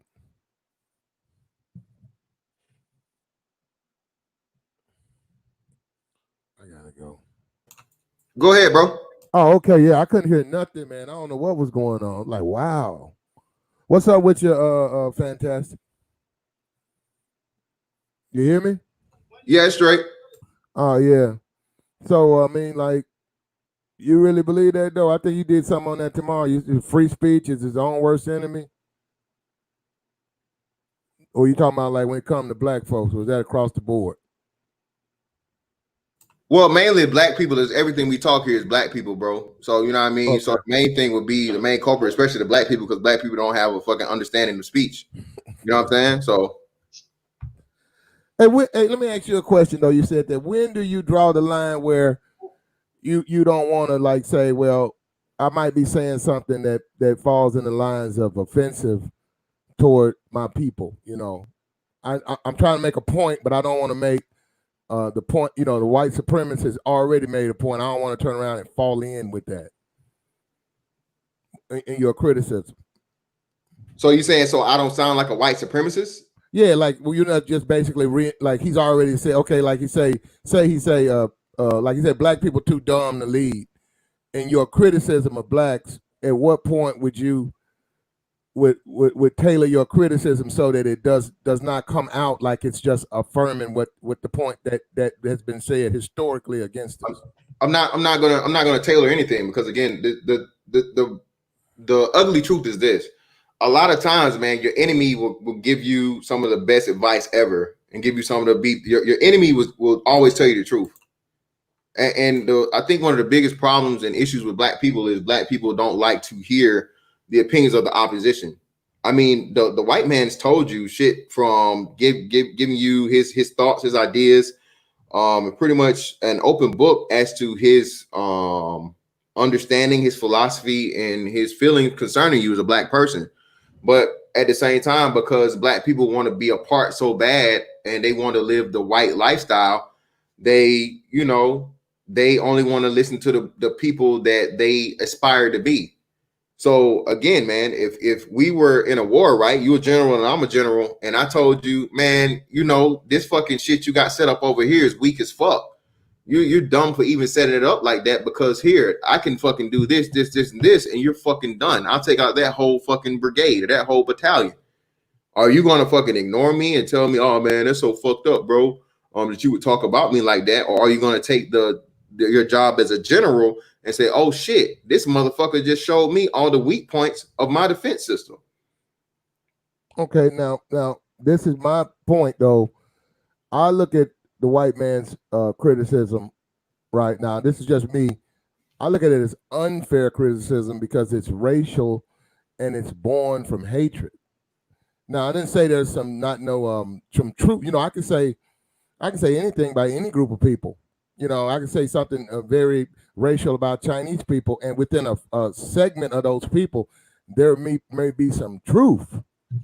But if I'm just broadly saying it, that's my point. When it comes to blacks, whites, and blacks and criticism, especially racism, it's a broad brush approach, and it's not fair, and it's not so. And that's what I'm saying. When I hear blacks mimic the same thing, that's why I was asking: are they doing it from a position of obviously you're doing it from a position of concern for your people. I follow that, but I think you do have to make go out of your way to try to present it so that you're doing it from a improvement standpoint as opposed to just a rank criticism. No, and I think that's one of the major issues and problems. And like I said, you older than me, so I know you know this. And being that what, well, you from Memphis originally? Yeah. So you had a grandma and granddaddy, right? Of course, yeah. Mom and dad, right? Yeah, well, it's actually Mississippi. That's more Mississippi. My bad. So that's where so your people's from the South. So again, one of the biggest things that I know for sure that you were taught was a lot of, especially from coming from your dad and your grandpops or whatnot, was, boy, what the fuck you think you're doing, or why the hell would you do that? And it's a lot of, quick, harsh talk to get your attention and make you aware of the seriousness of the situation. Would you agree with that? Mm-hmm. Okay, so this is what I'm saying. You can, I'm pretty sure, and let me know if I'm wrong or if you disagree or wherever you are, just stop me. So as you've gotten older and you've seen the generations change, you've seen the depletion in that, right? You've seen the that happen lesser and lesser, where you have these black men speaking strongly to other young black men to tell them, hey, what the fuck are you doing? You fucking up, you're doing something wrong.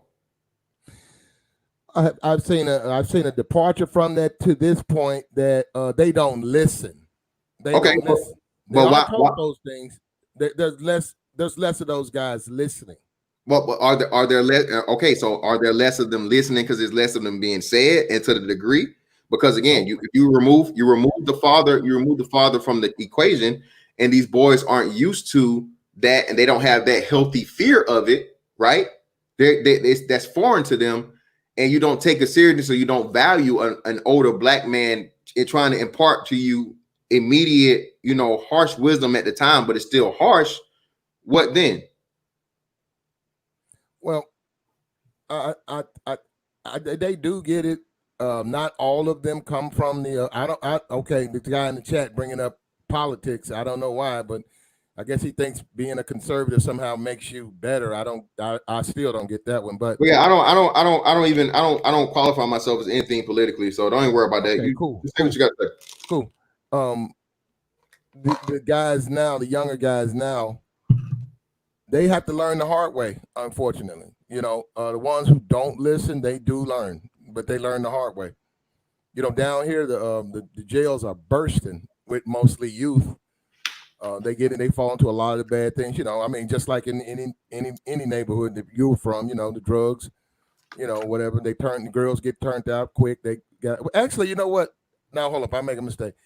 That's one thing that they have been successful. The women down here, for the most part, they're gonna hit the college, and they are gonna. Now they might still deal with these these I guess I don't know how you would call them guys, unproductive guys.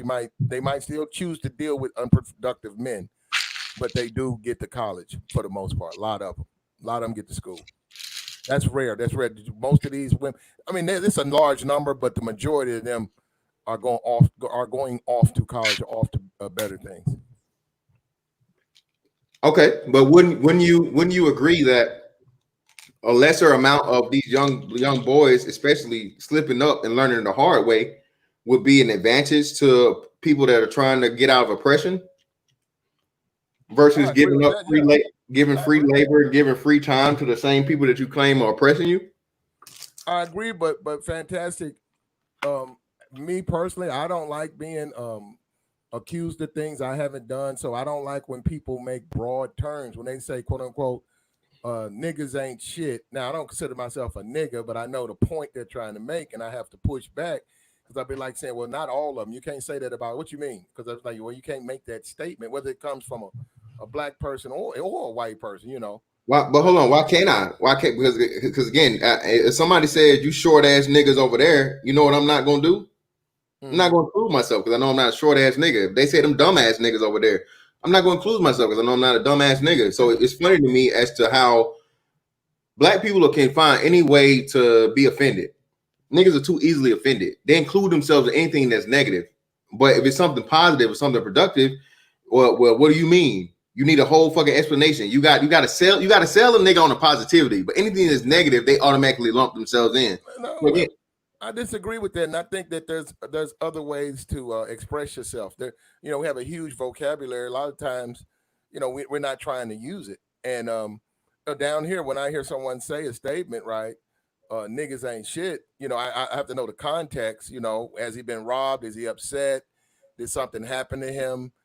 But if it's said from a position of superiority from a black man, I challenge it. Because what I did is I show him that really, no, you're the one who's not shit. And you're just making that statement. But can you live up to it? Can you live up to it? Because when I'm saying, when you challenge the person. So hold on. I need you to go a little deeper. I just need you to go a little deeper because you said it's coming from a place of superiority, right? As you said, the place of superiority. Yeah, the same guy who's saying it can have a blunt in his hand, behind on his child support, got here Well, ex-convict. So I'm saying, what are you well, saying? That's what I'm saying. how he be superior? How would he be superior though? That's what I'm trying to figure I'm out. saying How the he? statement itself, it mimics that of the white supremacist when you make that statement. I'm saying Well, if you say niggas ain't shit, and you are a person who is quote unquote the nigga who ain't shit, but you're saying it because you feel like you're better than if I'm around, I just challenging it. I challenge it just to show him how absurd he's being at the point. well, I mean, it's not that hard to challenge, but it's not that hard to challenge somebody of low intellect, bro. Again, if you have somebody, the person you just described, they no matter what they say, I can speak I guess in an authoritative or superiority position. But if I'm a bum, am I ever going to take it that way? Am I going to take the opinion of a bum serious when it comes to finances? You know what I'm saying? I mean, I follow what you're saying. that's There's a certain amount of curiosity from my side, because I can follow what you're saying. But see, I don't just necessarily assess people like that. I don't just look at them and say, well, that person's inferior. I don't do that. But, so that's an interesting question. You beat me to it, but I guess it's not going to just go ahead and answer. So you don't believe that there's such thing as better men? Depends. What do you mean? Exactly what I said. What scale are all men the same? Are all the men of equal value, quality, equal value and quality? No, all men are not the same. Some males are not men.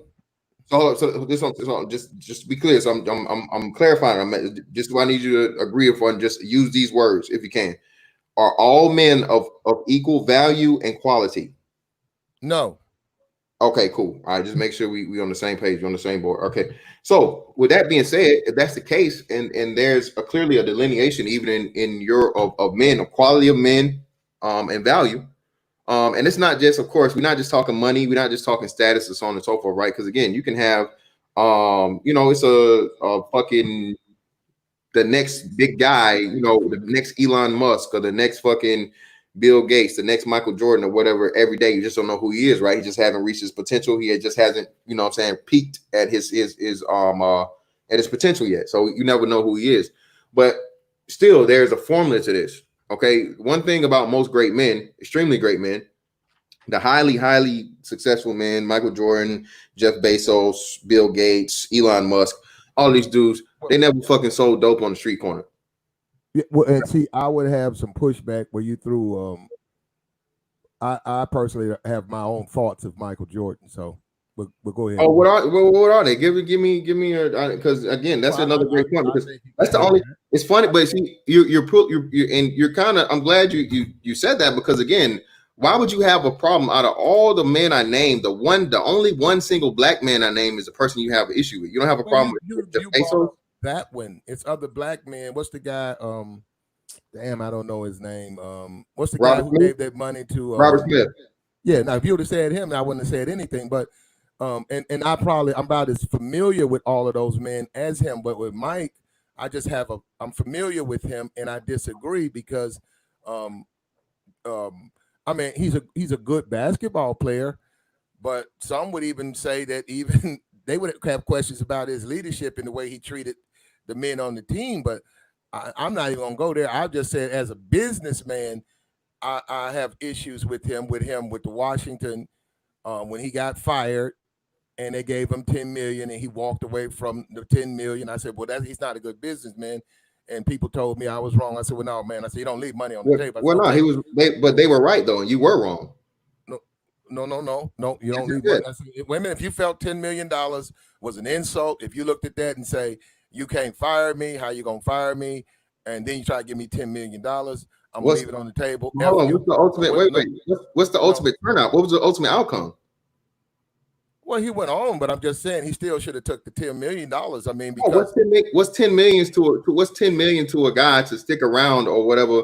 For again, he why did he leave the Washington Wizards? Why did he leave? He got fired. Well, why did he get fired though? Because he was not a good. Well, they had him in the front office, right? They didn't feel he could. No, they finessed him. They lied to him. They tricked him. They told him the Washington Wizards, everybody knows, one of the worst fucking franchises in NBA history.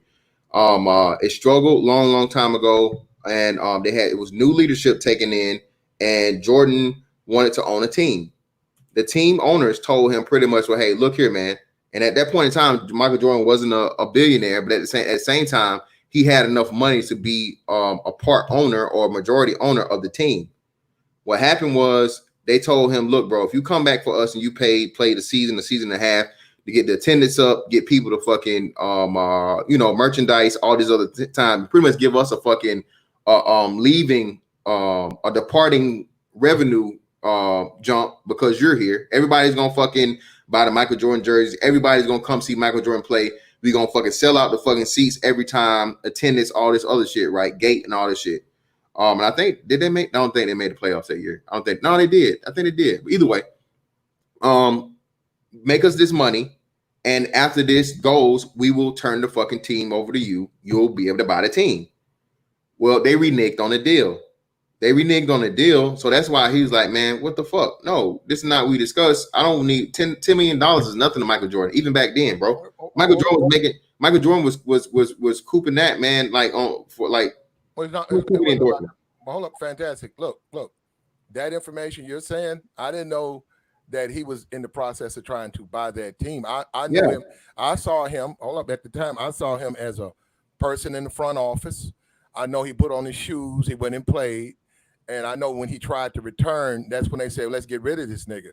And now hold up, I'm looking at it from the standpoint, well, I mean, like, if you can't, it's like, dude, you're not really a good businessman. Okay, you can play basketball, but why are you trying to do something you can't do? So that then you left $10 million on the table. Okay, you're right. For me, that's a lot of money. Okay, not for him, that's nothing. I agree, but I said, but that's not how business is handled. You take the 10, wait a minute, and you fight him in court or whatever, or then you go after you. It should have been more or whatever. But he left it on the table. That's just the thing. That was an emotional tantrum to me. Well, again, you're somebody that's not a multi-hundred millionaire at the time, and still one of the greatest sports icons in the history of mankind that has several different streams of income from fucking endorsements. Michael, hold on, wait. Michael Jordan was making more money from his endorsements, like his entire fucking NBA career. Even when he did the individual seasons for 96, 97, and 98. Michael Jordan was getting paid more money for outside endorsements than he was for his NBA contract. Okay, so on top of that, if I remember right, I think he got divorced. He got divorced either right before that or right after that. So on and so forth. So how would it have been good for you to take the $10 million if you know you were looming in a divorce? It wouldn't have been smart. Again, you're thinking on the wait. Well, he left it on the table though. I'm saying at the end of the day, if she would have wound up getting it, he still left it. And I'm saying from a businessman, you don't leave money on the table. Somebody tried all money ain't good money. Wait a minute, we're talking business. Wait a minute. Let's talk business. Let's talk business. Say for instance, you're a part owner with some NBA or NFL team right now. You're a part owner right now. Yeah. They hit you off with, we're finna give you this because of this COVID. We like the fact, we're going to buy you out. Here you go. And you go talk to your lawyers, whatever.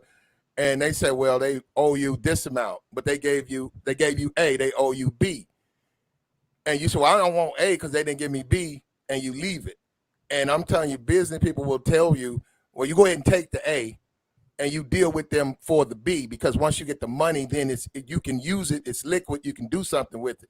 Having a fit, hold up. Now you got somebody who I've watched Michael having a little bitch fit and leaving the money on the table. That he was like a bitch to me. I thought it's bitch shit. Now, the fact that he went on and he's with the Washington Wizards. I know about his shoes.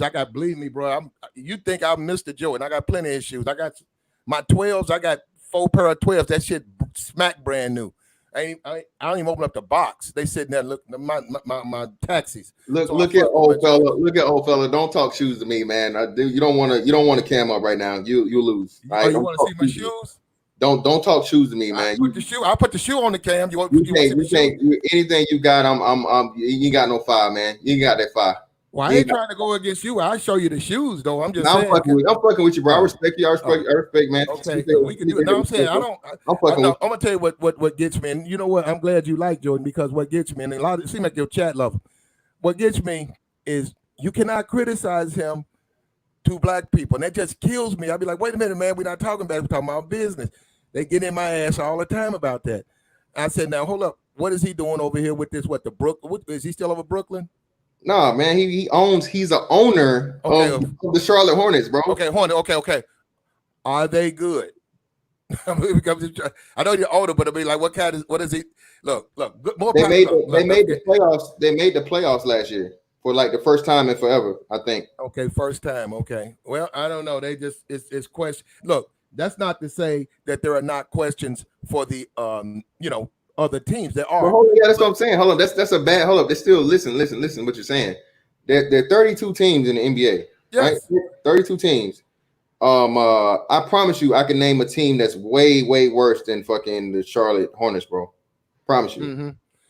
Okay, have they changed out management and all of that? Are they just sitting there?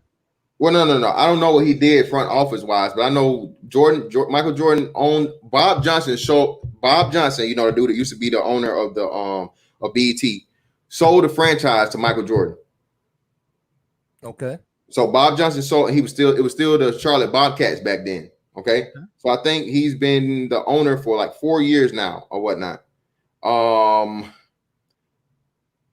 As far as like giving the wasn't he in the front office though for a long time? For who? Like the GM or something or something? I don't know. I'm not sure. When he left the Washington Wizards, I know he left for a while. I don't know where he went after that. He might have been in the front office, but like that's either way it go, that's irrelevant because like I said, he's the owner now. That's his team. He's the only black owner in all of professional sports. Okay, he's not a part owner. Is he a full? No, owner? he's the majority. Yes, he's the majority owner. Okay. He's the majority owner. Okay. Now that shit that Jay-Z did, that was some bullshit, right? That was some be the face of a franchise. Yeah, Jay-Z didn't own 1% of the Brooklyn Nets. Same thing with Usher of the Cleveland Cavaliers. They didn't even own like 1%. They didn't even own like a 1% thing. And if you was around some Jay-Z fans, like music fans, and you said that when they get in your face, oh man, he owned the NBA, and that's even not actually he didn't, and they would, get up on you saying that you hating and you wrong. You said, nah, man, that's just I'm just telling you the truth. And it's like I look at those guys. Look, Jay-Z's he's a billionaire now, I think. So I don't, Allegedly, there's no way. It's no way. Cooking the books. Yeah, nah, man. Even him and Beyonce combined, bro. I don't buy that. Jay-Z doesn't have Jay-Z. Again, it's the same guy that told you he was part owner of the Brooklyn Nets, man. Like I said, it's been nothing and no revenue again of like this guy having $1 billion worth of fucking assets. And again, even when they do that $1 billion, I promise you that's him and Beyonce combined. Mm-hmm. So yeah, man. And it's projections too. It's like it's not liquid. If you had to go into the bank accounts and produce it, it's just projections. This is your projected wealth. No, I think it's projections. I don't think it's solid. I could buy a painting for a certain amount, and then it could be estimated to go up and be valued at this. If I try to sell that painting, I can never I'll lose money trying to sell that painting. Yeah, again, that's one of the big things too. Again, a lot of niggas don't understand money. On top of niggas not understanding speech, man, niggas don't understand money. Niggas, everything rich to niggas is one of the best examples is like Migos, right? Migos or whoever your favorite rapper is. Most of these rappers, within the last 10 years we found out about the 360 deal, right? Where like these motherfuckers are pretty much their whole lifestyles and everything is fronted and owned by the record label. Mm-hmm. They don't actually own any of these things. They don't have any actual value because they're literally making pennies on the dollar for record sales. They don't own the masters. They don't have any rights to the music or so on and so forth. And they're stuck in servitude to the record label like for forever. Mm-hmm. Yeah, slave deal. A slave deal in Atlanta. You get a whip. You get your car. They lease your car. They'll buy you a car, if it's something that within a price range. But if you want to shine, they'll lease you a car and a chain. You know Yeah. you know what I'm saying. The little Yeah, industry. Johnny Dang and them. Yeah, the little Filipino motherfucker. Yeah, they're slave. They call them slave deals. They said Yeah. niggas because it came out and they started dissing niggas on it.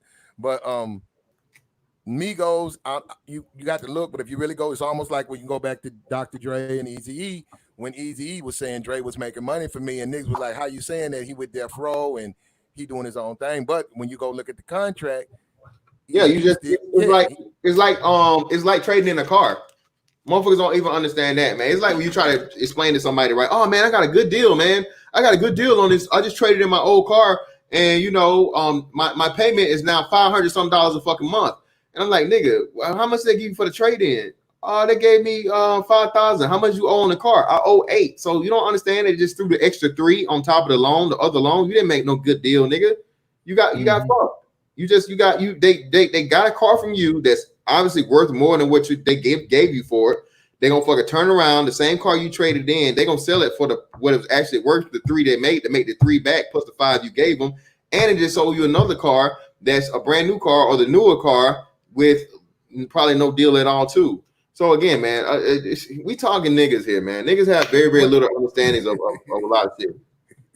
I follow you on that, but I just disagree with that term niggas though, because unfortunately, why though? I mean, I heard you say I follow the way you saying it, but I mean, we as a people, we do need to know more about money. You know what?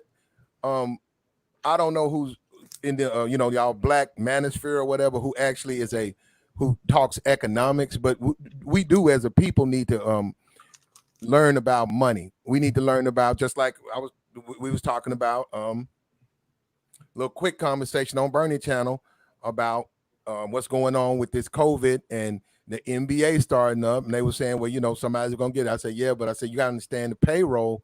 You gotta understand how much they can't sit at home because of how much those guys make. It's not like they're making $8 an hour, and even then, they really can't sit at home because the company might not be able to afford them. But I'm saying you got to understand they had these TV contracts, and they got to sell revenue, and it's like this whole circle. Then it gives jobs. People have to do this, just like down there in Orlando, the people who check them, all the medical techs, all the people who polish the floors, the cooks. The clean. But all those people are out of business though, Platinum. All those people still aren't working because they had to move to one central location in Orlando. So that excuse is not actually an excuse.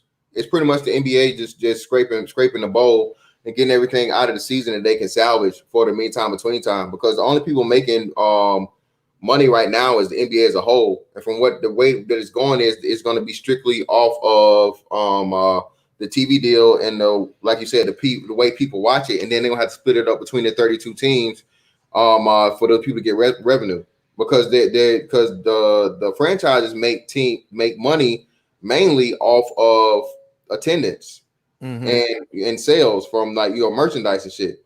So if those all those venues are still closed and they pretty much centralized everybody to one area, all the other shit is irrelevant because you still not getting nobody paid for the vendors in Cleveland or LA or anywhere else in the fuck ain't working no way because everything got moved to Orlando. Well, they're gonna get the revenues from the TV money from every game that they broadcast, and then they got all types of deals with the tablets and shit like that. And then you talking about the foreign shit like that, and then it's COVID. But you would never make the money up. You would never make the money. No, you're right. They're not gonna. You're exactly right. They will not make what they normally would make. You're right. But anything is better than nothing. Yeah, you got it.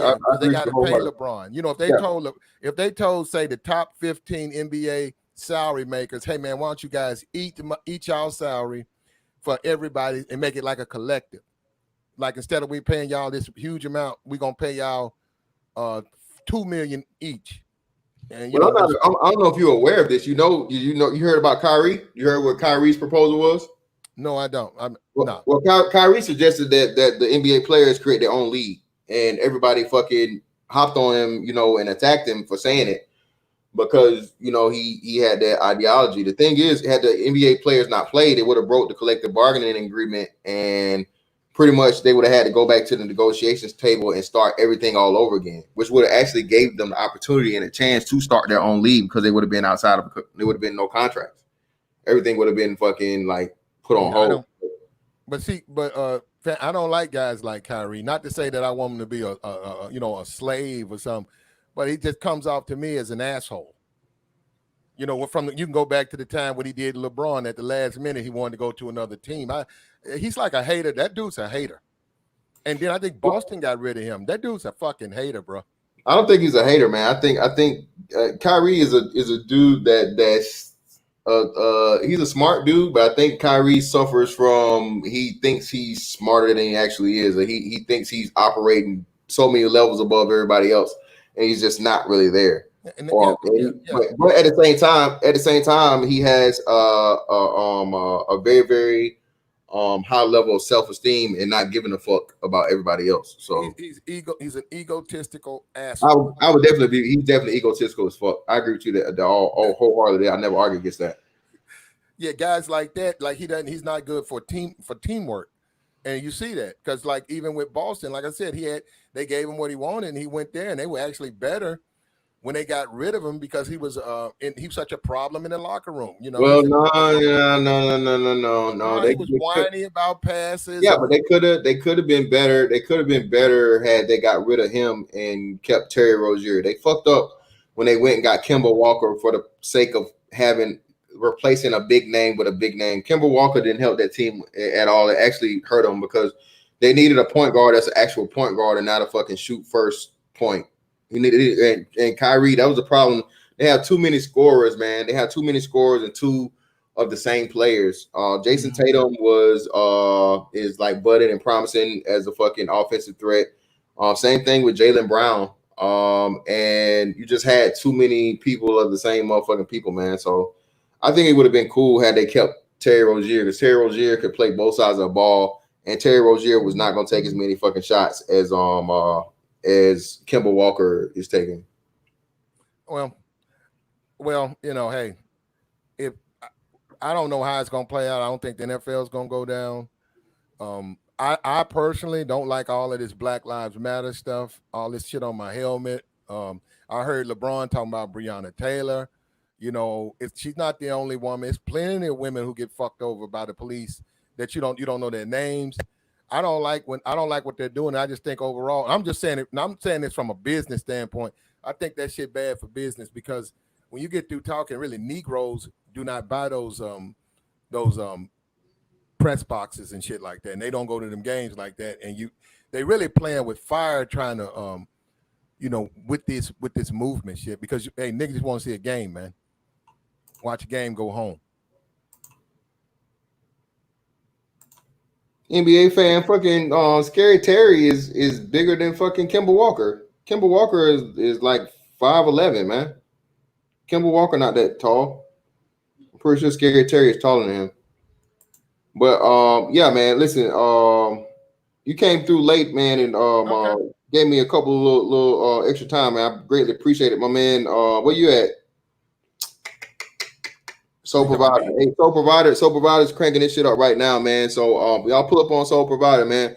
Support the new cats in the space, man, for all for all this work, man. You know what I mean? We gotta build everybody up because like I said, one man down, next man up, just in case.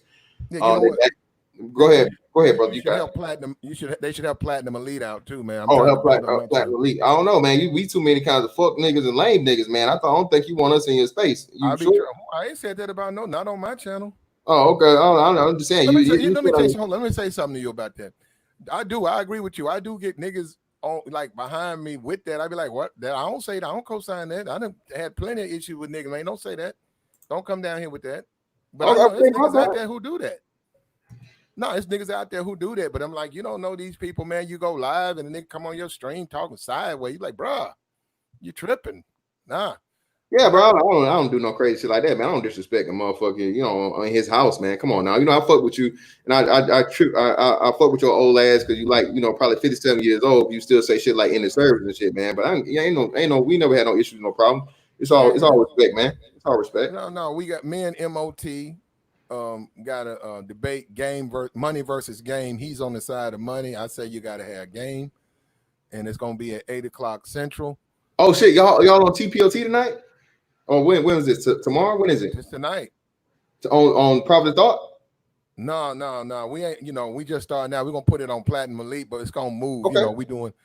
It's not gonna be long. It's gonna probably be about 90 minutes. A couple of No questions. problem. All right, man. We'll come through. Definitely see. That'll be interesting. All right, cool. All right, so yeah, man. But we can do Prophet of Thought. I'm saying we can. You know what I'm saying? Hit him up. That's what I'm saying. I'm not familiar with this sector like that. No, he got the debate league going, man. So that'd be interesting too. Whatever. But if y'all got it there tonight, y'all got it. But it is what it is. But appreciate you for coming through, bro. Y'all pull up on shit. Where's the link? Hold on, let me find y'all the link. Let me find the link. There we go. Here we go. Yeah. There's the link, nigga. There's the link. Go back and find Sole Provider. Pull up on hold. Let me help y'all out. So y'all can't go the wrong way. Y'all can't go the wrong way. What I gotta do to get a wrench, man? I gotta wait 30 days, 90 days. I ain't gonna keep it on 90-day rule, man. We'll put you on the program. I got you, bro. We'll put you on the program, man. We'll put you on the accelerated, bro. Like my Jordans, I got my Jordans on layaway. You know how it is out here, bro. Oh, word. I feel you.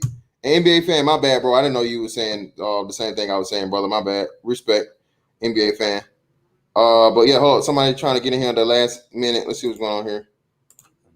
Aqua Dragon. What's up? Who's Aqua Dragon? What's up with you, brother? Ain't nothing much, man. You know what? I definitely agree with your title because sometimes saying the wrong things can put you in bad situations. It can bring like the wrong energy to your life. And on the 48 Laws of Power, it says, don't say no more than what's necessary. Because when you do that, you can have people have access to you in a lot of ways. So it's best to not say certain things for the well-being of yourself and the well-being of others. And also to protect your money. So yeah, you know what I mean? So I definitely agree with the topic. Almost definitely, man. Appreciate you, brother. Next time, man, y'all, how long you been here, man? You just got in or what? No, I'm saying I was in the back chat for like maybe 30 seconds till you added me on. How long you been listening to the stream? You just put up on the stream? For the last 20 minutes. Okay, cool. Yeah. We've been going for a little minute, man. But I appreciate you coming through, bro. Like I said, today was just a day. Niggas was working or whatever. They don't feel like coming up, so it is what it is. Fantastic question, man. Quick. Go ahead, bro. I've asked another veteran. I was in the Navy years ago, but I didn't finish boot camp. But I'm thinking about going back in the reserves, and I'm 32. So, do you think that's kind of old to go back in reserves, in your opinion? Hell no, motherfucker. It's people joining the Navy at 36 and 37 years old, man. Fuck no. But the reserves is a really good option too because of the healthcare benefits, the discount that you get on healthcare, the money you're allowed to save by shopping at the next commissary. You still get the college. The college thing works a little different if you're trying to get a degree or certification or anything like that, like technical thing. But yeah, bro, that's not bad at all, bro. Oh, okay, cool. Because I'm on my way to go see a recruiter right now. You got a degree already? You have a degree, and I'm on my way to go see a recruiter. You should go Army though. Can you go? No, bro. I'm Navy all day, dog. I was in Navy before. I'm Navy all day. You got a bachelor's already? No, I have associates, but 8 years ago, when I went in the first time, I was an E3 because of my bachelor's. So that means I was already a higher rank when I went in. So when I go back in, I'm going to go in the same rank that I was in when I first was in there. Okay. It's all on my record, yeah. If I was you, though, seriously, I would look at what the Army offers. The reason I say that is Army, they don't really get a lot of intelligent recruits. And if you got your rank, they'll give you a higher rank. It's a lot easier to make promotions. And it's just, I think sometimes, now I'm not saying you, but sometimes Negroes, outkick their coverage. They go in like an Air Force, it's different. It's a different group of people. It's a lot of smart people in the Air Force. Right. So so I'm saying a lot of times dudes, what are you going in there for? The Army, man, to be a cook. Black eye, but still, man, it's like you just go in there and go to job, man. It's easy to make rank. It's if you smart, you're really gonna fly through the ranks. It's just it's easy job. So look, so I'm going in as a culinary specialist. I'm going in as a cook. I mean, 'cause that's my field. I go to the Army. You need to go look at the Army because on the Navy you're gonna be on the boat doing that shit. So I mean, like, do I don't give a you, fuck. I don't give a fuck if I'm on the boat. well, I you don't give make, a fuck. but you're gonna He's a make reservist, though. rank quicker. No, he's going in as a reservist, not active duty, so it's totally Oh. different. So He got yeah, 30 days active though. He gonna have to go active. no, but yeah, that's again, that's it on me. He gonna end up on a boat, but either way. Okay. But yeah, man. Shout out to Black Wolf Inc. for the 5. Thank you, brother, for strong nigga flexing fun. Appreciate you, brother. I try. And I'm about to shut this motherfucker down. Y'all take y'all 93 y'all assholes. Go over there to go over to Soul Provider shit, man. I put the link in the chat. Link it up, brother. Link it up. Go over there, support the young gunner over there, man. And that's that on that one. I'll catch y'all on the next one. All right.